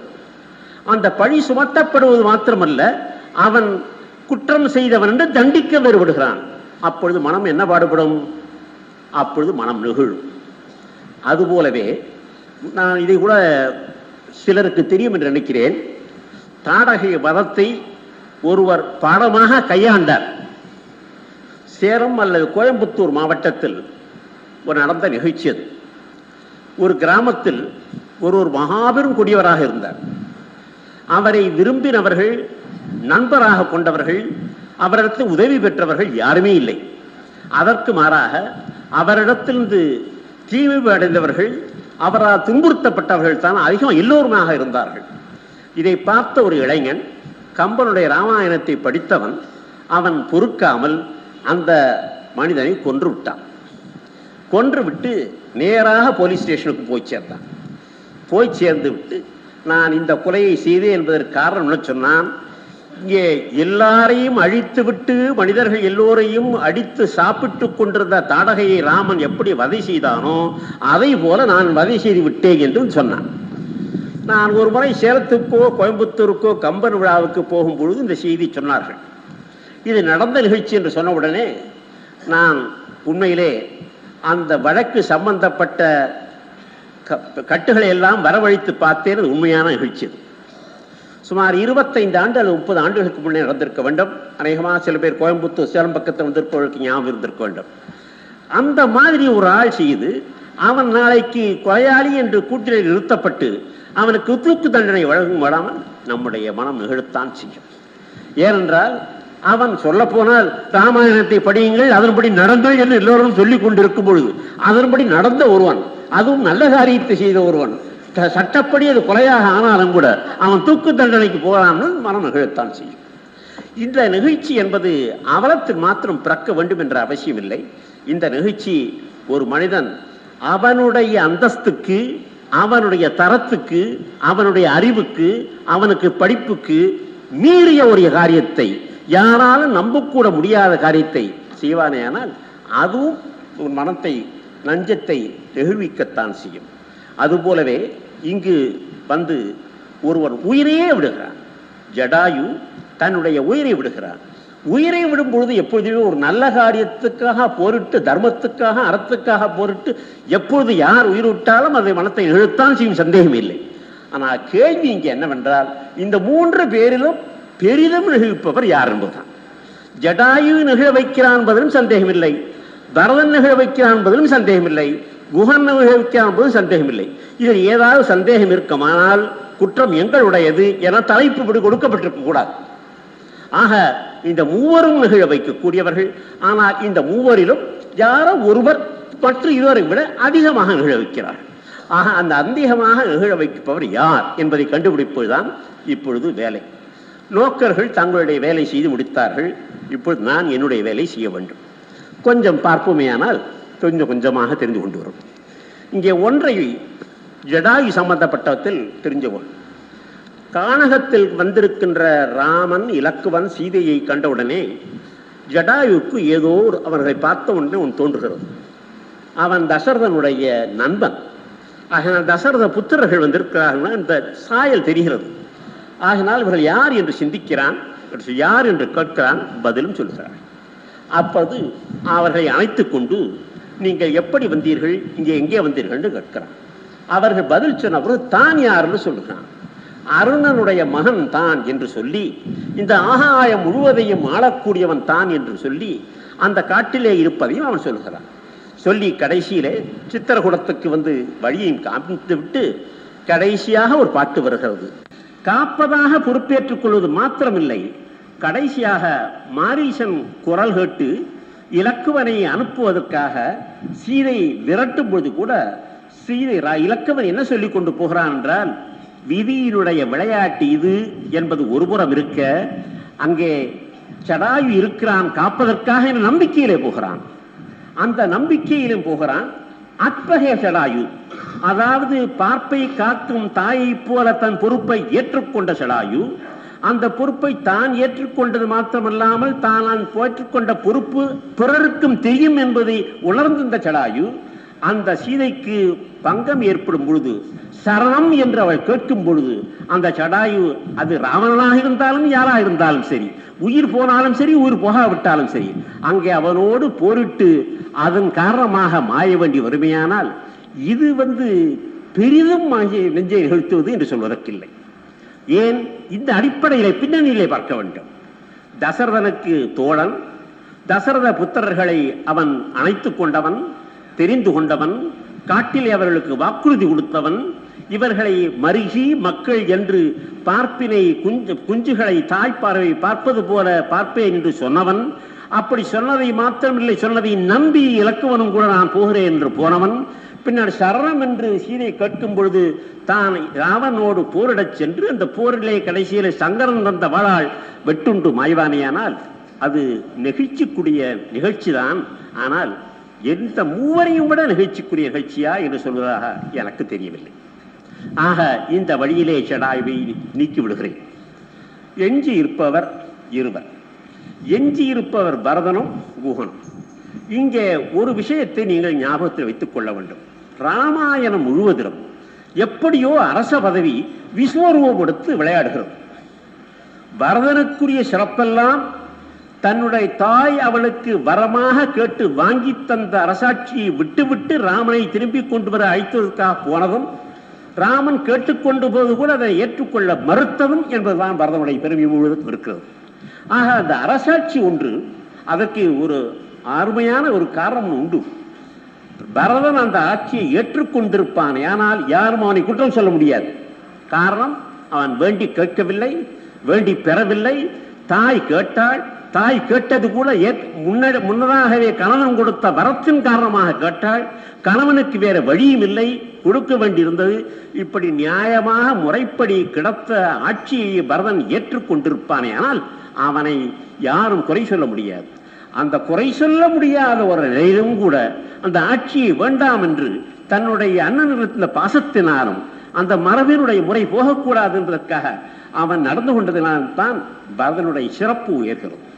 ஆனால் பரதனுடைய சிறப்பு உயர்ந்தால் கூட ஒன்றை சொல்லுகின்றேன், எந்த அளவுக்கு அவனுடைய சிறப்பு உயர்ந்திருக்கிறது என்று சொல்லி. என்னவோ சொன்னார்கள் எல்லாம் 1000 ராமர்கள், ராமன் தான் உரைகள். அங்கே எல்லோருக்குமே இயற்கை கதாநாயகன், காப்பிய நாயகன் யாரோ அவன் தான் உரைகளாக இருக்க முடியும். அவனுக்கு மேல் யாரும் இருக்க முடியாது. ஆக 1000 ராமன் இணையாவரோ என்று குகன் பேசுகிறான். 7 கோடி ராமரின் அருளுக்கு இணையாவரோ என்று கோசலை பேசுகிறாள் என்று சொன்னால் அது கொஞ்சம் உயர்வு நவிர்ச்சி இல்லையா என்று சிந்தித்து பார்க்க வேண்டும். உயர்வு நவிர்ச்சி இல்லாமல் உண்மையாக இருக்குமானால் காப்பிய குற்றம். ஒரு காப்பிய தலைவனுக்கு மேல உயர்வாக யாரும் இருக்க முடியாது. எப்பவுமே ஒரு காப்பியத்திலே அதனுடைய இலக்கணம் அமைப்பு என்னவென்றால், காப்பிய நாயகனை விட உயர்வாக வேறு யாரும் இருக்க முடியாது. எல்லாருக்கும் உயர்வாக இருப்பவன் தான் காப்பிய நாயகன். ராமன் காப்பிய நாயகன் என்று ஆய்விட்ட பிறகு அந்த ராமனுக்கும் உயர்வாக யாரையும் இருக்க முடியாது. அப்படியானால் ஏன் குகன் 1000 ராவணன் போல் ஆவரோ என்றும் கோசலை 8 கோடி ராமனின் அருளுக்கு ஆவரோ என்று ஏன் கேட்டார் என்றால், அது அவரவர்கள் தாங்கள் செய்துகிற பாபத்துக்கு பிராயச்சித்தம் செய்தது. என்ன பண்ணினான் குகன் என்றால், முதலிலே பரதன் வரும்பொழுது பரதனை சந்தேகப்பட்டான். இங்கே காட்டிலே வந்திருக்கிற ராமனையும் துரத்துவதற்கு வந்து விட்டான் என்று சந்தேகப்பட்டு அவருடைய போர் கொடுக்க முனைந்தான். ஆனால் உண்மையை பார்த்த பிறகுதான் அவனுக்கு தெரிகிறது, இல்லை, நாம் தவறு செய்து விட்டோம் என்று. ஆக சந்தேகப்பட்டத்துக்கு கழிவிறக்கமாக, தான் செய்த பாவத்துக்கு பிராயச்சித்தமாக 1000 ராமன் அவரோ நயத்தக்க நாகரிகம். அதுதான் ஒரு நாகரிகமா மனிதன் செய்யக்கூடிய செயல். அதே மாதிரி தான் கோசலை சொல்வதும் கூட. கோசலையும் சந்தேகப்பட்டாள், பரதனை சந்தேகப்பட்டாள். உனக்கு தெரியாதா உங்க அம்மா பண்ணினது என்று கேட்டாள். வேற்றுமை மாற்றினால் நால்வருக்கும் என்று சொல்லும் பொழுது, மாற்றுதல் எப்பொழுது வருகிறது? முதல் ஒன்று இருக்க வேண்டும், பின்னால் மாற வேண்டும். வேற்றுமை மாற்றினால் இவனுடைய பரதனுடைய சபதங்களை எல்லாம் கேட்ட பிறகுதான் வேற்றுமை மாறுகிறது. அதற்கு முன்னால் எங்கேயோ கொஞ்சம் சந்தேகம் ஒட்டி கொண்டிருந்தது. மகனும் தாயும் சேர்ந்து செய்த சூழ்ச்சி இது, வஞ்சனையோ என்று கூட கேட்கிறார். கோச்சரை வஞ்சனையோ மகனே என்றுதான் கேட்கிறார். நேற்று மன்னன் சொன்னானே உனக்கு முடி தருகிறேன் என்று, இன்று இந்த நிலையிலே வந்திருக்கிறாயே, வஞ்சனையோ என்று கேட்கிறார். ஆக தன்னுடைய கணவனே வஞ்சனை செய்து விட்டான் என்று கூடிய அளவுக்கோ, அல்லது சக்களத்தை வஞ்சனை செய்து விட்டான், அப்படி உண்மை தெரியாது அவளுக்கு. ஆக கோசலை மனத்தில் பரதனை பற்றி ஒரு ஐயம் இருந்து கொண்டிருந்தது ஓரளவு வரையில். அந்த ஐயம் இருந்து கொண்டிருக்கும் காரணத்தில் அவள் என்ன செய்வாள்? சந்தர்ப்பம், கடைசி சந்தர்ப்பம், தீயிலே விழப்போகிறாள். இதற்கு மேல அவனுக்கு பிராயச்சித்தத்தை முன்னால செய்து காட்ட முடியாது. அந்த கட்டத்தில் தான் 8 கோடி ராமரின் அருளுக்கு இணையாவரோ என்று கேட்கிறார். கடைசி கட்டம். வேற எப்ப சொல்ல முடியும்? தீயில் விழுந்து விட்டாதான் சொல்ல முடியாது. ஆக 8 கோடி ராமரின் அருளுக்கு இணையாவரோ என்று கோசலை கேட்டதும் இந்த பிராயச்சித்தம் நயத்தக்க நாகரிகமே தவிர ராமனை விட இவர்கள் எல்லாம் உயர்ந்து விட்டார்கள் என்ற பொருளே அல்ல. அதே சமயத்தில் இன்னொன்றை ஞாபகத்தில் வைத்துக் கொள்ள வேண்டும். குகனும் தவறு செய்யவில்லை, கோசலையும் தவறு செய்யவில்லை. காரணம், தவறு செய்யவில்லை என்பது பரதனை நிரூபித்து காட்டிவிடுகிறான். கடைசியாக போகிற போக்கிலே சொல்லிவிட்டு போனார்கள் ராமலிங்கம் அவர்கள். தீயிலே விழப்போகிறான் பரதன். கோசலை எவ்வளவோ தடுத்து பார்க்கிறார். நீ தீயிலே விழுந்தால் தர்மம் போகும், உலகம் போகும், ஏழோகம் போகும், எல்லாம் போகுங்கிறான். அப்பொழுது எதுவும் கேட்க மாட்டேங்கிறான். மாசு அற்றேன், எனக்கு மாசு இல்லை என்பது இப்பொழுது இது காண்பிப்பேன். மாண்டு, நான் உயிர் நீப்பதன் மூலமாக எனக்கு மாசு இல்லை என்பதை நிரூபித்து நான் காட்டுவேன் என்று சொல்லி போகும். ஆக மாசு அற்றேன் என்ற எண்ணம், ஒரு மாசு எங்கேயோ இருக்கிறது என்பதை அவனுடைய மனத்தில் உறுத்தி கொண்டே இருக்கிறது. பரதனை பார்க்கும் பொழுது ஆரம்பத்திலிருந்து கடைசி வரையிலும் ஒரு சின்ன மாசு எங்கேயோ உறுத்தி கொண்டிருக்கிறது. அந்த மாசை நீக்க வேண்டும். அந்த மாசை நீக்குவதற்கு இறுதியாக அவன் செய்யக்கூடியது தீயிலே தன்னை மாய்த்துக் கொள்வது என்பதுதான். மாசு அற்றேன், இது காண்பேன் என்று, இது செய்வ காண்பிப்பேன் மாண்டு என்று கடைசியில் சொல்லி முடிக்கிறான். ஆக இந்த பரதனை நீங்கள் பார்த்து கொண்டே வந்தால் இது ஒன்று தொடர்ச்சியாக எந்த இடத்திலும் நின்று போகாமல், தட்டுமுட்டி இல்லாமல், குறுக்கீடு இல்லாமல், இந்த பதவியும் அந்த ஏதோ பரதனுக்கிடத்தில் சந்தேகமும் நிலைநிறுத்தி இருக்கிறது. ஆக தி மோட்டிவேஷன் என்ற ஆங்கிலத்தில் சொல்வார்களே, பரதனுடைய காரியங்களுக்கெல்லாம் மோட்டிவேஷனாக இருந்து அந்த மாசை துடைப்பது. அந்த மாசை துடைப்பதை தான் அவனுடைய நோக்கமும் இறுதி நோக்கமாக இருந்தது. இனி குகனுக்கு வருவோம். குகன் யார்? எப்பேற்பட்டவன்? ஒன்று, அற்புதமாக கம்பன் குகனை படைத்து காட்டுவான். அவன் வருகிறான். வரும் பொழுது அவனை எப்பொழுதுமே டிராமட்டிக் எஃபெக்ட் கொடுப்பதற்காக ஒரு தூக்கி அப்படி இறக்கி காட்டணும், அல்லது இறக்கியில் தூக்கி காட்ட வேண்டும். அவன் வரும் பொழுது உடம்பெல்லாம் இருக்கிற மயிர் எப்படி என்றால் பனைமரத்தில் இருக்கிற விச்சிக்கின்ற அதே மாதிரி கால தோல் செருப்பு, அவன் இடுப்பிலே கட்டி இருக்கிறது புலித்தோல், கத்தி, நாய் பின்னால் வருகிறது, அவனுடைய சேனைகள் கூட வருகின்றன. இவர்களெல்லாம் கூட அழைத்து கொண்டு வருகிறான். ஒன்றை ஞாபகத்தில் வைத்துக் கொள்ள வேண்டும். ஜடாயுவுக்கும் பரதனுக்கும் ஒரு புறத்திலும் குஹனுக்கு இன்னொரு புறத்திலும் ஒரு வேறுபாடு உண்டு. பரதன் ராமனுடைய தம்பி, தசரதனுடைய புத்திரர்கள் என்ற முறையிலே, ஜடாயு தசரதனுடைய நண்பன், மருகன் மக்கள் மருகி என்று ஏற்றுக்கொண்டவன். ஆனால் குஹனோ முன்பின் சம்பந்தம் இல்லாதவன். குஹன் சம்பந்தம் இல்லாத என்பதை நான் ஏன் வற்புறுத்தி கூறுகின்றேன் என்றால், அங்கே வால்மீகியினுடைய ஆதிகாவியத்திலே குஹன் முன்னராகவே ராமனுக்கு அறிமுகமான அரசர். கம்பனில் அது இல்லை.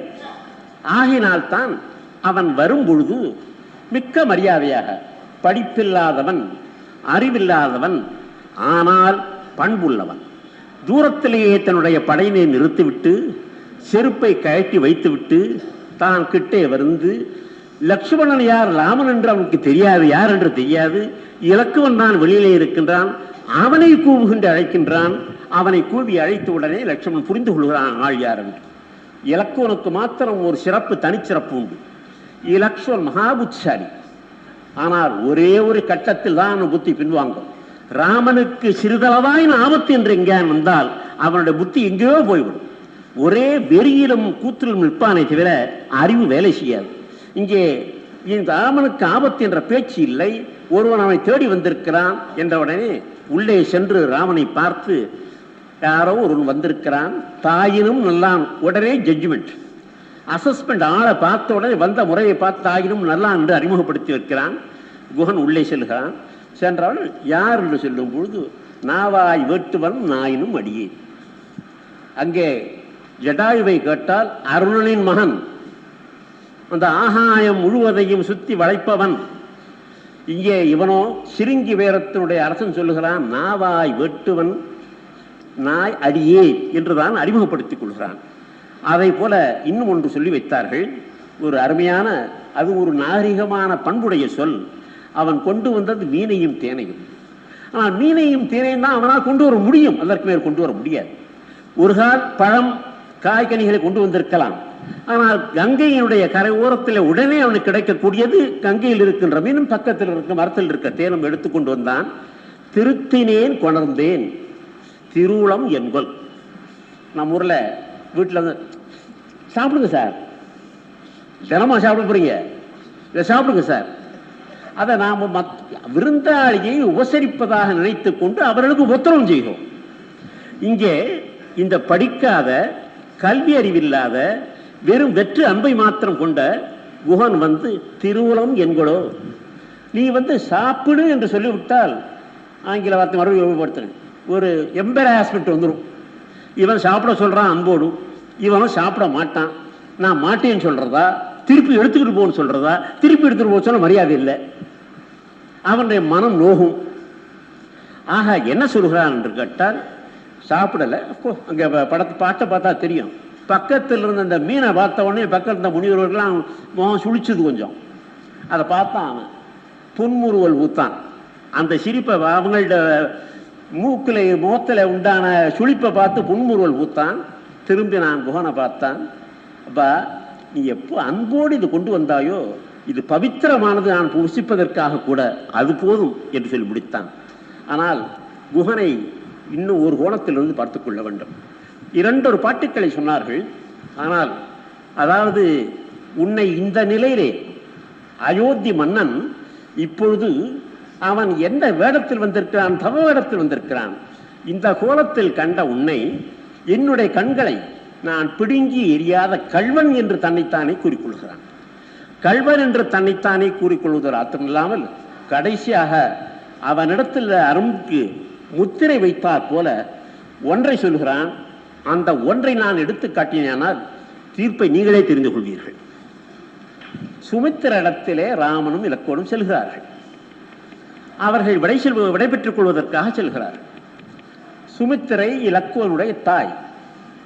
ஆக இலக்குவனுக்கு சொல்லி அனுப்புகிறாள், நீ இனி போவது ராமன் எங்கே இருக்கிறானோ அதுதான் உனக்கு அயோத்தி, சீதைதான் உன்னுடைய தாயர், அவர் பின் செல் என்று சொல்லி நீ ராமன் பின் செல், தம்பி என்ற முறையில் அல்ல, அவனுடைய ஏவலாளி என்ற முறையில் செல். ஏதாவது ஆனால் முன்னம் முடி என்று சொல்கிறார். ராமன் ஊருக்கு வர முடியாமல் அவனுக்கு ஏதாவது ஆபத்து நேருமானால் அவனுக்கு முன்னால் இறப்பவனாக நீ இருக்க வேண்டும் என்று தாய் சொல்லியிருப்பார். இங்கே ஒரு அற்புதமான பாடலை கம்பன் காட்டுவார். குகன் ராமனை பார்த்து காட்டை அதை விட்டு போக வேண்டாம், இங்கே இரு, உனக்கு காய் பழம் கனிவகைகள் நாங்கள் தருவோம், எவ்வளவு தூரம் வேண்டுமானால் எங்களால் போக முடியும், உனக்கு எந்த ஆபத்து வந்தாலும் எங்களால் தடுக்க முடியும் என்று எல்லாம் சொன்னதோடு ஒன்று சொன்னான், உனக்கு ஏதாவது ஆபத்து வருமானால் உனக்கு முன் நான் சாவேன் என்று சொன்னான். இதை யாரும் அவர்கள் சொல்லவில்லை, கம்பெனியில் இருக்கிறது, நான் இல்லாததை சொல்லவில்லை. ஒன்று, இங்கே வேறுபாட்டை பாருங்கள். தாய் சொல்லுகிறார் இலக்குவனுக்கு, குகன் தானே சொல்லுகிறான். ஆக இலக்குவனை விட குகன் உயர்ந்து போகிறான் என்று நீங்கள் தெரியும் பொழுது இதற்கு விடை என்ன என்பதை பற்றி நானா சொல்ல வேண்டும்? குகரே தான் இதற்கு விடை. வேறு வணக்கம்.